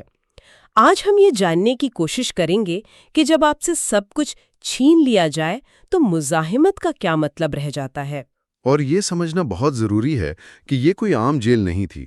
سب جیل کا نام ہی ایک دھوکہ تھا۔ حکومت انہیں سلاخوں کے پیچھے ڈال کر ایک مارٹر نہیں بنانا چاہتی تھی۔ اس کے بجائے انہوں نے ایک خاموش، نظر نہ آنے والا راستہ چنا، تنہائی کا۔ مقصد یہ تھا کہ انہیں عوامی نظروں سے اتنا دور کر دیا جائے کہ وہ سیاسی طور پر غیر متعلق ہو جائیں۔ یہ سب جیل اور گھر میں نظر بندی کی جو اصطلاحات ہیں یہ بڑی دلچسپ ہے۔ تو کیا کتاب میں اس بات کا ذکر ہے کہ یہ نام عوام کو دھوکہ دینے کے لیے استعمال کیے گئے تھے، قید کی سختی کو کم دکھانے کے لیے؟ بالکل، یہ ایک نفسیاتی کھیل کا حصہ تھا۔ بظاہر تو وہ گھر تھا، لیکن حقیقت میں وہاں ہر لمحے نگرانی ہوتی تھی۔ نقل و حرکت محدود تھی اور بیرونی دنیا سے کوئی رابطہ نہیں۔ ذرائع میں تو تفصیلات ہیں کہ گھر کے ملازمین تک کی تلاشی لی جاتی تھی، یہاں تک کہ کوڑے دان کو بھی کھنگالا جاتا تھا کہ کہیں کوئی خفیہ پیغام نہ ہو۔ بغیر سلاخوں کی قید، یہ تو شاید زیادہ اذیتناک ہو، ہے نا؟ ہاں، کیونکہ آپ کو مسلسل غیر یقینی صورتحال میں رکھا جاتا ہے۔ کتاب میں وہ حصہ جہاں وقت کے ٹھہر جانے کا ذکر ہے وہ بہت اثرانگیز ہے۔ وہ لکھتی ہیں کہ دن مہینوں میں اور مہینے سالوں میں دھندلا گئے۔ اسی دوران ان کے کان کا انفیکشن شدید ہو گیا، لیکن اسے مسلسل نظر انداز کیا گیا۔ یہ پڑھ کر احساس ہوتا ہے کہ یہ صرف جسمانی تکلیف نہیں تھی، بلکہ یہ بتانے کا ایک طریقہ تھا کہ تم ہماری نظر میں کچھ بھی نہیں ہو۔ اور یہی اس حکمت عملی کا مرکز تھا۔ یہ محض غفلت نہیں تھی، یہ جان بوجھ کر کیا گیا تھا۔ جب آپ کسی قیدی کو طبی امداد سے محروم کرتے ہیں تو آپ ان کی ہمت کو توڑنے کی کوشش کر رہے ہوتے ہیں۔ مقصد یہ تھا کہ انہیں احساس دلایا جائے کہ وہ مکمل طور پر بے بس ہیں، ان کی زندگی کی کوئی اہمیت نہیں۔ تو پھر ایسی صورتحال میں جہاں آپ کے پاس کوئی اختیار نہیں، کوئی خود کو کیسے قائم رکھتا ہے؟ کتاب کا سب سے حیران کن پہلو شاید یہی ہے کہ انہوں نے انتہائی بے بسی میں بھی اپنا کنٹرول کیسے برقرار رکھا۔ آپ نے بالکل صحیح نقطہ اٹھایا۔ یہ چھوٹی چھوٹی چیزیں ہی اصل مزاحمت تھیں، جیسے روزانہ ایک مقررہ وقت پر ورزش کرنا۔ یہ صرف جسمانی عمل نہیں تھا، بلکہ اس بات کا اعلان تھا کہ میرا وقت اور میرا جسم اب بھی میرے اختیار میں ہے۔ یہ شناخت کی جنگ تھی۔ ایگزیکٹلی۔ ریاست یہ دکھانا چاہتی تھی کہ ان کی زندگی کا ہر پہلو، چاہے کتنا ہی ذاتی کیوں نہ ہو، ان کے کنٹرول میں ہے۔ کتاب کی ایک چھوٹی سی مثال ہے کہ ان کی سالگرہ پر دوستوں کے لائے ہوئے کیک کی بھی تلاشی لی گئی۔ یہ بظاہر بے معنی لگتا ہے، لیکن یہ ایک نفسیاتی حملہ تھا۔ واؤ! یہ یاد دلانے کی کوشش کہ آپ کی خوشی بھی ہماری اجازت کی محتاج ہے، یہ تو بہت گہری بات ہے۔ تو اس حملے کا جواب انہوں نے کیسے دیا؟ ایک بہترین مثال تب ملتی ہے جب مارشل لا ایڈمنسٹریٹر نے انہیں ایک سرکاری ریسٹ ہاؤس میں ملنے کے لیے بلایا۔ انہوں نے صاف انکار کر دیا، یہ کہنا کہ میں قیدی ہوں، میں کہیں نہیں جاؤں گی، اگر ملنا ہے تو یہاں آؤ۔ وقار کا ایک زبردست مظاہرہ تھا۔ آخرکار ایڈمنسٹریٹر کو خود ان سے ملنے 70 کلفٹن آنا پڑا۔ اس ایک عمل سے انہوں نے طاقت کا توازن بدل دیا۔ جی بالکل۔ اس کا مطلب ہے کہ تنہائی نے انہیں توڑا نہیں، بلکہ شاید انہیں اپنے مقصد پر مزید گہرائی سے سوچنے کا موقع دیا۔ جی ہاں، یہ تنہائی ایک طرح کی بھٹی بن گئی جس نے ان کے عزم کو مزید پختہ کیا۔ انہوں نے اپنی ذاتی قید کو پورے ملک پر مسلط آمریت کے آئینے میں دیکھا۔ انہیں احساس ہوا کہ جمہوریت صرف نعروں کا نام نہیں، بلکہ اس کے لیے صبر، برداشت اور قربانی کی ضرورت ہوتی ہے۔ تھکاوٹ اور بیماری کے باوجود انہوں نے کوئی سیاسی سمجھوتا کرنے سے انکار کر دیا۔ تو اس وقت صرف زندہ رہنا اور ہار نہ ماننا ہی مزاحمت کی سب سے بڑی شکل تھی۔ بالکل، وہی سب سے بڑا سیاسی بیان تھا۔ تو خلاصہ یہ ہے کہ سب جیل ایک نفسیاتی میدان جنگ تھا، جہاں تنہائی ہتھیار تھی اور برداشت ہی اصل جیت تھی۔ یہ صرف زندہ رہنے کی جدوجہد نہیں تھی، بلکہ اپنے مقصد کو زندہ رکھنے کی جنگ تھی، یہ ثابت کرنے کی جنگ کہ آپ جسم کو قید کر سکتے ہیں، نظریے کو نہیں۔ اور یہ ہمارے لیے ایک اہم سوال چھوڑ جاتا ہے، جب عوامی مزاحمت کے تمام راستے بند کر دیے جائیں تو کیا برداشت کا خاموش اور ذاتی عمل ہی سب سے طاقتور سیاسی بیان بن جاتا ہے؟ اور اس طرح کی آزمائش ایک رہنما کے اپنے مقصد کے ساتھ تعلق کو کیسے ہمیشہ کے لیے بدل دیتی ہے؟ مائی باب ہے۔ جی، یہ وہ حصہ ہے جہاں کہانی ایک تاریک قید خانے سے نکل کر سیدھا عالمی سٹیج پر آ جاتی ہے۔ بالکل، یہ صرف رہائی کی کہانی نہیں ہے، بلکہ یہ اس بارے میں ہے کہ کس طرح ایک سیاسی قیدی جلا وطنی میں ایک عالمی رہنما بنتا ہے، لیکن اسی سفر میں اسے ایک ایسے ذاتی المیے کا سامنا کرنا پڑتا ہے جو سب کچھ بدل دیتا ہے۔ تو چلیں اس سفر کو سمجھتے ہیں جو جنوری 1984 میں جنیوا ایئرپورٹ سے شروع ہوتا ہے۔ کتاب میں اس لمحے کو بہت شدت سے بیان کیا گیا ہے، مطلب برسوں کی قید کے بعد کھلی فضا میں سانس لینا، خاندان سے ملنا۔ ہاں، لیکن اصل موڑ تب آتا ہے جب وہ لندن پہنچتی ہیں۔ وہاں حامیوں کا ایک جم غفیر ان کا استقبال کرتا ہے۔ آپ سوچیں ذرا، ایک ایسا شخص جو مہینوں سے تنہائی میں تھا، اچانک ہزاروں لوگوں کے درمیان آ گیا۔ اور دیکھیں، یہی وہ نقطہ ہے جہاں ایک گہرا نفسیاتی چیلنج سامنے آتا ہے۔ کتاب بتاتی ہے کہ قید تنہائی نے انہیں ایگوروفوبیا میں مبتلا کر دیا تھا۔ ایگوروفوبیا یعنی کھلی جگہوں اور ہجوم کا شدید خوف۔ جی بالکل، یہ ایک ناقابل یقین اندرونی کشمکش تھی۔ ایک طرف وہ ایک عوامی رہنما تھیں جن کا کام ہی عوام سے جوڑنا تھا، اور دوسری طرف ان کا اپنا ذہن انہیں ہجوم سے دور بھاگنے پر اکسا رہا تھا۔ یہ تو ایک زبردست تضاد ہے۔ بالکل، وہ عوامی اجتماعات میں جاتی تھیں لیکن اندرونی طور پر ایک خوف سے لڑ رہی ہوتی تھیں۔ تو انہوں نے اس پر قابو کیسے پایا؟ یہ ایک مسلسل جنگ تھی۔ اسی دوران ایک اور حقیقت سامنے آئی، ان کے کان کا پرانا مسئلہ بگڑ گیا تھا جس کی سرجری ہونی تھی۔ اچھا، اور ڈاکٹروں نے انہیں 9 ماہ تک ہوائی سفر سے منع کر دیا۔ تو جو جلاوطنی ایک انتخاب لگ رہی تھی نا، وہ اصل میں ایک طبی مجبوری بن گئی۔ لیکن ایسا لگتا ہے کہ انہوں نے اس مجبوری کو کمزوری نہیں بننے دیا، بلکہ لندن میں اپنے فلیٹ کو ہی اپنی جدوجہد کا مرکز بنا لیا۔ بالکل، اور یہ ایک بہت اہم نقطہ ہے۔ انہوں نے اپنی جلاوطنی کو ذاتی آرام کا وقت نہیں سمجھا، بلکہ اسے جدوجہد کا ایک نیا محاذ بنا دیا۔ وہ فلیٹ ایک طرح سے پاکستان پیپلز پارٹی کا غیر رسمی ہیڈ کوارٹر بن گیا تھا۔ جی، جہاں سے پاکستان میں قید 40,000 سیاسی قیدیوں کی رہائی کے لیے ایک عالمی مہم چلائی جا رہی تھی۔ اور ان کی حکمت عملی کیا تھی؟ کیا یہ صرف بیانات تک محدود تھی؟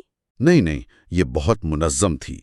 انہوں نے ناصر بلوچ اور ایاز سمو جیسے قیدیوں کے کیسز کو خاص طور پر اجاگر کیا۔ اچھا، یعنی چند چہروں کے ذریعے ہزاروں کی کہانی بیان کرنا۔ بالکل، مقصد یہی تھا کہ دنیا کو چند چہروں کے ذریعے پاکستان میں ہزاروں گمنام قیدیوں کی حالت زار دکھائی جا سکے۔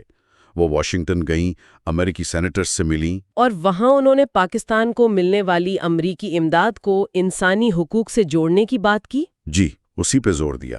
اور میں نے پڑھا کہ انہوں نے عمل نامی ایک میگزین بھی شروع کیا تھا۔ اس کا کیا مقصد تھا؟ دیکھیں، وہ صرف ایک میگزین نہیں تھا، بلکہ ایک طرح سے نفسیاتی جنگ کا ہتھیار تھا۔ نفسیاتی جنگ؟ وہ کیسے؟ وہ جانتی تھیں کہ قید میں سب سے خطرناک چیز امید کا ختم ہو جانا ہے۔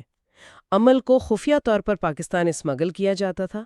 اس کے ذریعے وہ ضیاء حکومت کے اس بیانیے کو توڑ رہی تھیں کہ اپوزیشن ختم ہو چکی ہے۔ مطلب اپنے حامیوں کو یہ پیغام دے رہی تھیں کہ جدوجہد زندہ ہے اور انہیں بھلایا نہیں گیا۔ بالکل۔ تو ایک طرف ضیاء حکومت سے لڑائی، دوسری طرف عالمی رائے عامہ کو ہموار کرنا۔ کیا پارٹی کے اندر سب کچھ ٹھیک تھا؟ نہیں، پارٹی کے اندر بھی ایک محاذ کھلا ہوا تھا۔ لندن میں پارٹی کے مختلف دھڑے موجود تھے، ہر کوئی اپنے ایجنڈے کو آگے بڑھانا چاہتا تھا۔ تو وہاں بھی ایک چیلنج تھا۔ جی، بے نظیر نے ان سب کو یہ کہہ کر متحد کرنے کی کوشش کی کہ ہمارا اصل دشمن ضیاء حکومت ہے، ایک دوسرے نہیں۔ اور پھر جب وہ ان تمام سیاسی اور ذاتی چیلنجز سے نمٹ رہی تھیں، ان کی زندگی میں ایک طوفان آ گیا۔ جی، جولائی 1985 فرانس کے شہر کان میں ان کے بھائی شاہ نواز کی پراسرار موت۔ یہ صرف ایک خاندانی سانحہ نہیں تھا، ہے نا؟ جی، یہ ایک بہت بڑا سیاسی واقعہ تھا۔ خاندان کو تو پورا شبہ تھا کہ انہیں زہر دیا گیا ہے اور اس کے پیچھے ضیاء حکومت کا ہاتھ ہے۔ تو اس موقع پر بے نظیر نے ایک بہت جرأت مندانہ فیصلہ کیا۔ جی، تمام خطرات کے باوجود انہوں نے اپنے بھائی کی میت کو تدفین کے لیے پاکستان لے جانے کا اعلان کیا۔ اور اس فیصلے کا نتیجہ کیا نکلا؟ نتیجہ حکومت کے لیے کھلا پیغام تھا۔ لاڑکانہ میں لاکھوں افراد کا جنازہ صرف ایک سوگ نہیں تھا، وہ ضیاء حکومت کے خلاف ایک خاموش عوامی ریفرینڈم بن گیا۔ اس نے ثابت کر دیا کہ جلاوطنی کے باوجود بھٹو کا نام اور ان کی سیاست اب بھی زندہ ہے۔ تو جلاوطنی کا یہ دور جو ہے نا، یہ بے نظیر بھٹو کی شخصیت کی تعمیر کا شاید سب سے اہم مرحلہ تھا۔ انہوں نے قید کی نفسیاتی اذیت سے نکل کر ایک عالمی مہم چلائی، پارٹی کو متحد کیا۔ لیکن اس کی قیمت ایک ناقابل تلافی ذاتی نقصان کی صورت میں ادا کی۔ جی، اور یہ ایک بہت اہم سوال پیدا کرتا ہے کہ کیا؟ کہ ایک شخص جسمانی قید سے تو نکل آتا ہے، لیکن کیا ایک سیاسی رہنما ذاتی سانحے کے بوجھ تلے کبھی واقعی آزاد ہو سکتا ہے؟ ذاتی اور المناک باب کا جائزہ لے رہے ہیں۔ جی، باب 12 جو ان کے بھائی شاہ نواز کی موت کے بارے میں ہے۔ بالکل۔ جولائی 1985 فرانس میں بھٹو خاندان چھٹیاں منا رہا ہے اور اچانک 27 سالہ شاہ نواز اپنے اپارٹمنٹ میں مردہ پائے جاتے ہیں۔ اور یہیں سے سوالات کا ایک طوفان شروع ہوتا ہے۔ کیا یہ خودکشی تھی، کوئی حادثہ تھا یا قتل؟ اور یہ صرف ایک خاندانی سانحہ نہیں تھا۔ نہیں، بالکل نہیں۔ دیکھیں، یہ بھٹو خاندان تھا جس کے سر پر ہر وقت سیاسی خطرات منڈلاتے تھے، تو یہ موت صرف ایک ذاتی دکھ نہیں تھی، یہ ایک گہرا سیاسی واقعہ بن گئی۔ کتاب میں جو شروعات ہے وہ تو کسی فلمی سین کی طرح ہے۔ شاہ نواز ایئرپورٹ پر اپنی بہن کو ستون کے پیچھے چھپ کر حیران کرتے ہیں، خاندان ساحل پر ہے، پکنک ہو رہی ہے۔ جی، ایک بہت ہی زندہ دل اور خوشگوار تصویر پیش کی گئی ہے، لیکن وہ تصویر کا صرف ایک رخ ہے۔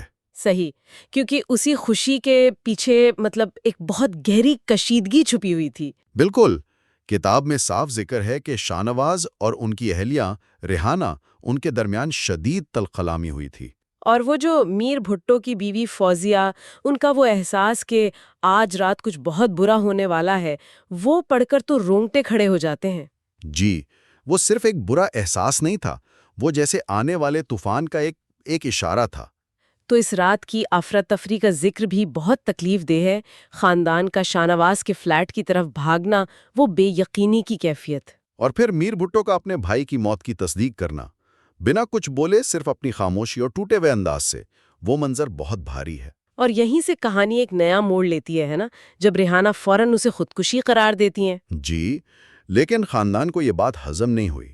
ایسا کیوں تھا؟ کیونکہ ان کے مطابق شاہ نواز کے پاس ایک ایسا زہر تھا جو سیکنڈوں میں کام کرتا تھا۔ اچھا۔ تو اگر یہ خودکشی ہوتی تو موت فوری ہونی چاہیے تھی، لیکن جب فرانسیسی پولیس نے تحقیق شروع کی تو ایک اہم بات سامنے آئی کہ موت فوری نہیں تھی۔ بالکل، زہر نے اثر کرنے میں وقت لیا تھا، اور یہی وہ نقطہ تھا جس نے پورے کیس کا رخ ہی بدل دیا۔ تو اسی بنیاد پر ریحانہ کو گرفتار کیا گیا۔ جی، لیکن الزام قتل کا نہیں تھا، الزام تھا خطرے میں پڑے شخص کی مدد نہ کرنے کا۔ مطلب قانون کی نظر میں اگر شاہ نواز تکلیف میں تھے تو ریحانہ نے مدد کے لیے کسی کو نہیں بلایا۔ صحیح۔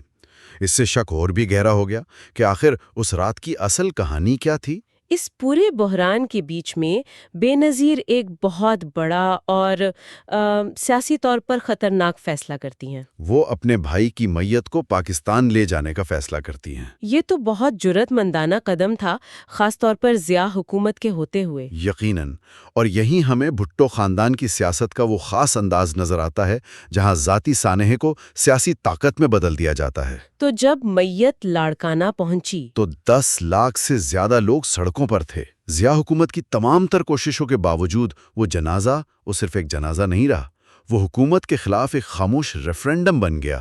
آخر میں فرانسیسی عدالت کا فیصلہ بھی تو بڑا عجیب تھا۔ جی، کوئی صاف جواب نہیں ملا۔ عدالت نے کہا کہ قتل کے ثبوت ناکافی ہیں، لیکن انہوں نے خودکشی کے داغ کو بھی ہٹا دیا۔ ایک ادھورا انصاف۔ اور کتاب بھی اسی ادھورے پن پر ختم ہوتی ہے۔ بھٹو کے نقطہ نظر سے سچائی کبھی سامنے نہیں آئی۔ اصل میں کتاب میں ایک بہت عجیب واقعے کا ذکر ہے کہ شاہ نواز کی موت سے 1 مہینہ پہلے کراچی میں کوئی شخص ان کی تازہ ترین تصویریں مانگ رہا تھا۔ اچھا؟ جی، تو یہ چھوٹی چھوٹی کڑیاں اس شک کو ہمیشہ زندہ رکھتی ہیں کہ یہ کوئی سادہ معاملہ نہیں تھا۔ بلا شبہ اس واقعے نے بے نظیر کی زندگی اور ان کی سیاست پر بہت گہرے نقوش چھوڑے ہوں گے۔ یقیناً، اور یہاں ایک آخری سوچ یہ آتی ہے کہ بھٹو خاندان کے لیے ذاتی اور سیاسی زندگی میں کوئی لکیر تھی ہی نہیں؟ یا شاید وہ اسے کھینچنا ہی نہیں چاہتے تھے؟ صحیح، گہرے سے گہرا ذاتی دکھ کا لمحہ بھی ایک سیاسی بیان بن جاتا تھا اور ہر سانحے کو ایک بڑی جدوجہد کے آئینے میں دیکھا جاتا تھا۔ تو سوال یہ پیدا ہوتا ہے کہ اس کا مطلب کیا ہوتا ہے جب ایک خاندان کا غم ایک پوری قوم کی سیاسی ریلی بن جائے؟ تو آج ہم بات کر رہے ہیں 1986 کے پاکستان کی، ایک ایسا وقت جب مارشل لاء تو بظاہر اٹھا لیا گیا تھا، جی، لیکن جنرل ضیاء الحق کی حکومت کی گرفت وہ اب بھی بہت مضبوط تھی۔ اور اسی ماحول میں بے نظیر بھٹو کی واپسی ہوتی ہے 8 سال کی جلا وطنی کے بعد۔ اور کیا واپسی تھی!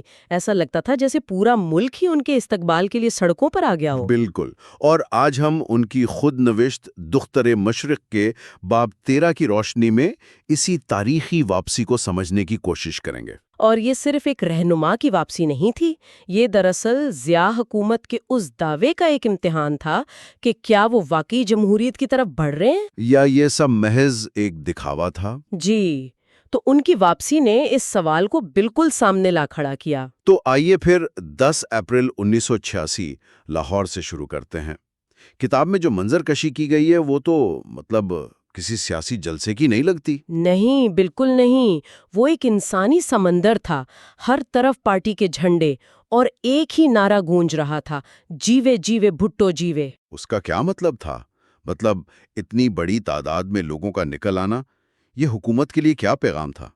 دیکھیں، یہ صرف لوگوں کی تعداد کا معاملہ نہیں تھا، یہ ضیاء حکومت کے 8 سالہ بیانیے کی مکمل آپ کہہ سکتے ہیں کہ نفی تھی۔ وہ بیانیہ جو بھٹو کی سیاست کو تاریخ سے مٹانا چاہتا تھا۔ بالکل، اور عوام نے سڑکوں پر آ کر اس بیانیے کو مسترد کر دیا۔ یہ ایک طرح کا عوامی ریفرنڈم تھا، بیلٹ باکس کے بغیر۔ بے نظیر خود لکھتی ہیں کہ لوگوں کے ہاتھ ہوا میں ایسے لہرا رہے تھے جیسے گندم کے کھیت ہوں۔ واہ! یہ عوام کی طرف سے ایک واضح فیصلہ تھا۔ اچھا، اور اس موقع پر انہوں نے جو تقریر کی وہ بھی بہت دلچسپ ہے۔ اس میں انتقام کا کوئی ذکر نہیں، صرف مفاہمت اور پرامن انتخابات کا مطالبہ تھا۔ جی، اور یہ ایک بہت نپا تلا سیاسی داؤ تھا۔ کیونکہ ان کے حامی تو شاید انتقامی چاہتے ہوں گے۔ شاید، لیکن اگر وہ تشدد کا جواب تشدد سے دیتی تو وہ خود کو اور ضیاء حکومت کو ایک ہی صف میں کھڑا کر لیتی۔ صحیح، امن جدوجہد کی بات کر کے انہوں نے ایک اخلاقی برتری حاصل کر لی۔ انہوں نے واضح کر دیا کہ جمہوری وہ ہیں اور آمرانہ قوت حکومت ہے۔ تو لاہور کا یہ دن تو صرف شروعات تھی، اس کے بعد تو ایک ملک گیر دورہ شروع ہو گیا۔ بالکل، اور اس نے حکومت کو واقعی ہلا کر رکھ دیا تھا۔ پشاور سے لے کر اندرون سندھ تک جہاں بھی وہ گئیں، لوگوں کا ہجوم ان کے ساتھ تھا۔ کتاب میں بلوچستان کا بھی ذکر ہے شاید۔ جی، وہ لکھتی ہیں کہ وہاں غریب ترین لوگ جن کے پاس پینے کا صاف پانی تک نہیں تھا، وہ میلوں پیدل چل کر ان سے ملنے آئے۔ حکومت کے لیے یہ ملک گیر مقبولیت ایک بہت بڑی خطرے کی گھنٹی تھی۔ اور پھر وہ موقع آیا جس کا شاید حکومت کو انتظار تھا، 14 اگست۔ 14 اگست، یوم آزادی۔ MRD نے ملک گیر ریلیوں کا اعلان کر دیا۔ یہ تو ایک طرح سے براہ راست تصادم کی دعوت تھی۔ کیا اتحاد میں سب اس پر متفق تھے؟ یہ ایک بہت بڑا جوا تھا۔ MRD کے رہنماؤں کا خیال تھا کہ اگر وہ پیچھے ہٹے تو یہ ان کی سیاسی موت ہوگی۔ وہ ڈرے ہوئے نظر نہیں آنا چاہتے تھے۔ اور حکومت اسی موقع کی تلاش میں تھی۔ جی، بے نظیر لکھتی ہیں کہ انہیں پہلے ہی بتا دیا گیا تھا کہ 14 اگست کو انہیں گرفتار کر لیا جائے گا۔ 13 اگست کی رات ہی ملک بھر سے پارٹی کے ہزاروں کارکنوں کو اٹھا لیا گیا۔ اور پھر اگلے دن جو کچھ ہوا وہ تو ایک جنگ کے میدان جیسا تھا۔ بالکل، وہ لکھتی ہیں کہ جیسے ہی وہ ریلی کی قیادت کے لیے نکلیں، پولیس نے ان کی گاڑی کو گھیر لیا اور آنسو گیس کی شیلنگ شروع کر دی۔ ہر طرف بھگدڑ اور لاٹھی چارج۔ اور یہاں کتاب میں ایک بہت آپ کہہ سکتے ہیں کہ ذاتی سی تفصیل ہے۔ وہ لکھتی ہیں کہ اس افراتفری میں کسی نے انہیں آنسو گیس سے بچنے کے لیے گیلا تولیہ اور نمک دیا۔ اچھا، یہ وہ چھوٹی چھوٹی حقیقتیں ہیں جو بڑی سیاسی کہانیوں کے پیچھے ہوتی ہیں۔ اس دن کی کارروائیوں نے حکومت کے جمہوری دعووں کا بھانڈا پھوڑ دیا۔ جب مخالفت کو عوامی حمایت ملی تو ریاست کا جواب وہی پرانا تھا۔ وہی پرانا جواب، طاقت، جبر اور گرفتاریاں۔ بےنظیر کو گرفتار کر کے جیل بھیج دیا گیا اور اس دن ملک بھر میں درجنوں سیاسی کارکن ہلاک ہوئے۔ تو اپریل سے اگست 1986 تک کی یہ کہانی امید اور جبر کی ایک ملی جھلی داستان ہے۔ جی، ایک طرف عوام کا جشن تھا اور دوسری طرف اسی عوامی طاقت کو کچلنے کے لیے ریاست کا پرتشدد چہرہ۔ یہ واقعات آج بھی بہت اہم سوالات اٹھاتے ہیں۔ بالکل، جیسے کہ جب کوئی آمریت اصلاحات کا دعویٰ کرتی ہے تو ایک سیاسی تحریک کیسے جان سکتی ہے کہ یہ تبدیلی حقیقی ہے یا محض ایک جال؟ اور عوامی طاقت جو سڑکوں پر نظر آتی ہے وہ ریاست کے منظم جبر کا مقابلہ پرامن طریقے سے کیسے کر سکتی ہے؟ یہ وہ سوالات ہیں جن کے جوابات آج بھی اتنے ہی اہم ہیں جتنے وہ 1986 میں تھے۔ سیاست میں اکثر رہنماؤں کو اپنی ذاتی زندگی کو ایک طرف رکھنا پڑتا ہے، جی بالکل۔ لیکن کیا ہو جب ایک ذاتی فیصلہ ہی سب سے بڑا، سب سے اہم سیاسی فیصلہ بن جائے؟ جی بالکل۔ آج ہم بےنظیر بھٹو کی خودنوشت کے اسی حصے پر بات کر رہے ہیں جہاں وہ اپنی طے شدہ شادی کے فیصلے کا ذکر کرتی ہیں۔ اور یہ صرف ایک شادی کی کہانی نہیں ہے، یہ فرض، شناخت اور قربانی کی ایک گہری کشمکش ہے۔ تو ہم ان کی کتاب کے باب شادی میرے والد کے گھر سے کو دیکھ رہے ہیں۔ جی، اور یہ باب دکھاتا ہے کہ کیسے ایک جدید مغرب میں پڑھی لکھی خاتون نے اپنی سیاسی تقدیر کے لیے ایک بہت ہی روایتی راستہ چنا۔ وہ خود لکھتی ہیں اور یہ لائن بہت پاورفل ہے کہ یہ میرے سیاسی راستے کے لیے ذاتی انتخاب کی قیمت تھی۔ بالکل۔ تو یہ دباؤ کہاں سے آ رہا تھا؟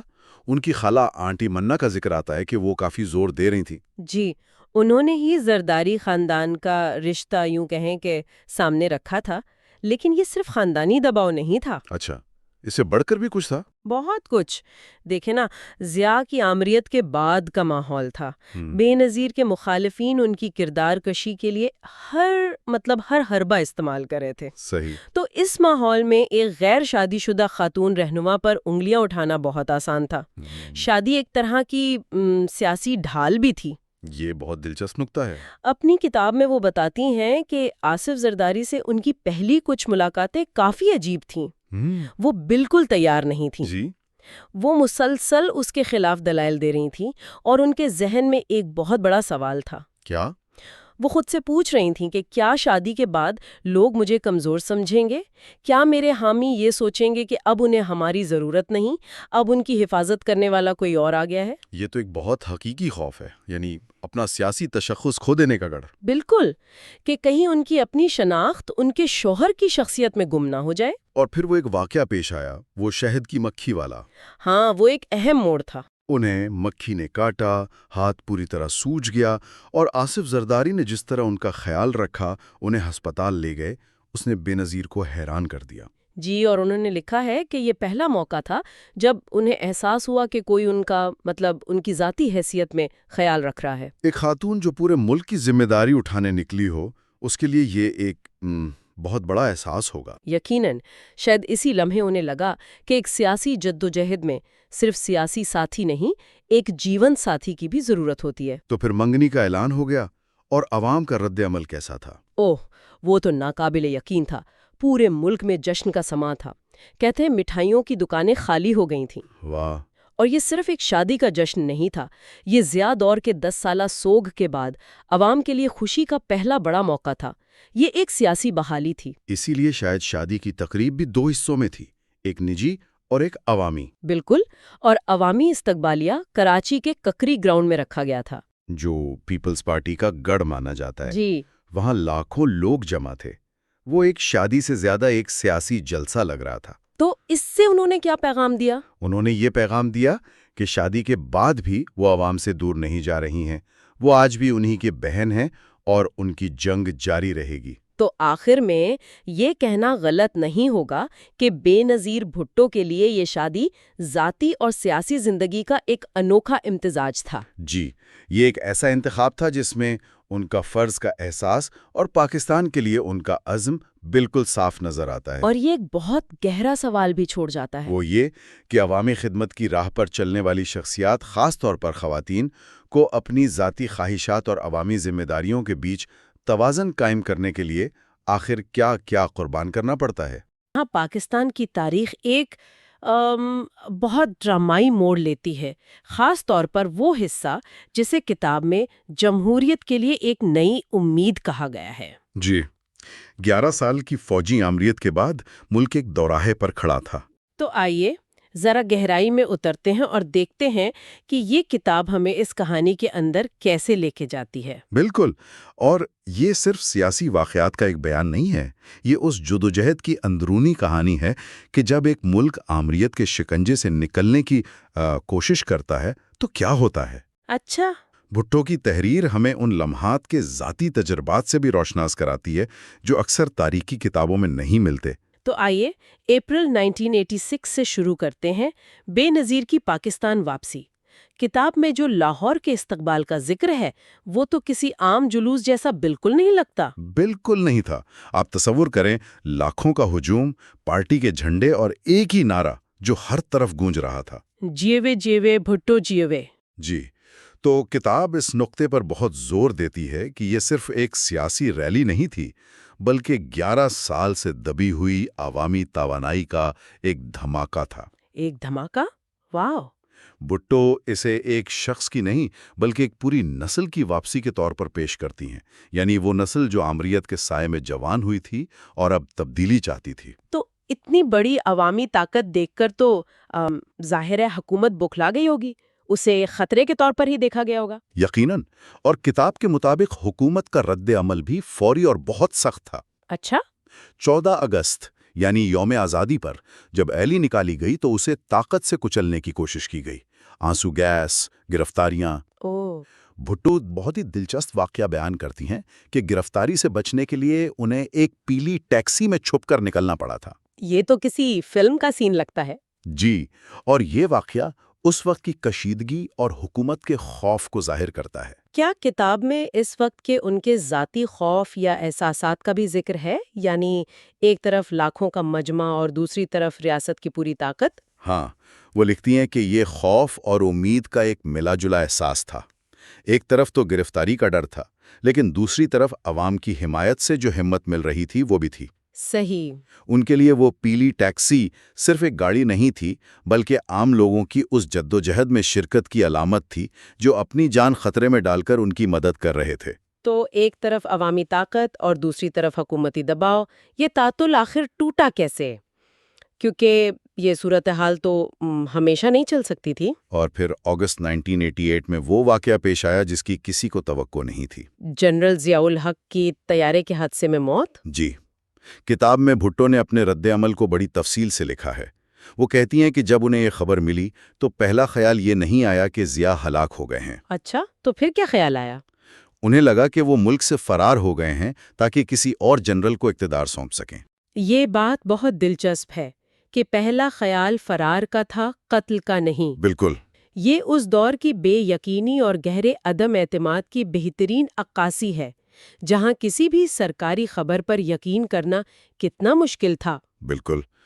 ضیاء کی موت نے اچانک ایک خلا پیدا کر دیا۔ اب ملک کے پاس دو ہی راستے تھے، مزید انتشار اور ایک نئی آمیریت، یا پھر آئین کا راستہ۔ اور قائم مقام صدر نے آئین کے مطابق 90 دن میں انتخابات کرانے کا اعلان کیا۔ جی، اور پیپلز پارٹی نے اس آئینی عمل کی حمایت کا فیصلہ کیا۔ یہ ایک بہت نازک لمحہ تھا جہاں ذرا سی غلطی ملک کو واپس اندھیرے میں دھکیل سکتی تھی۔ اور پھر آئے نومبر 1988 کے انتخابات، جو اس پوری جدوجہد کا کلائمیکس تھے۔ کتاب ان لمحات کو کیسے بیان کرتی ہے؟ کیا یہ ایک آسان فتح تھی؟ آسان تو ہرگز نہیں۔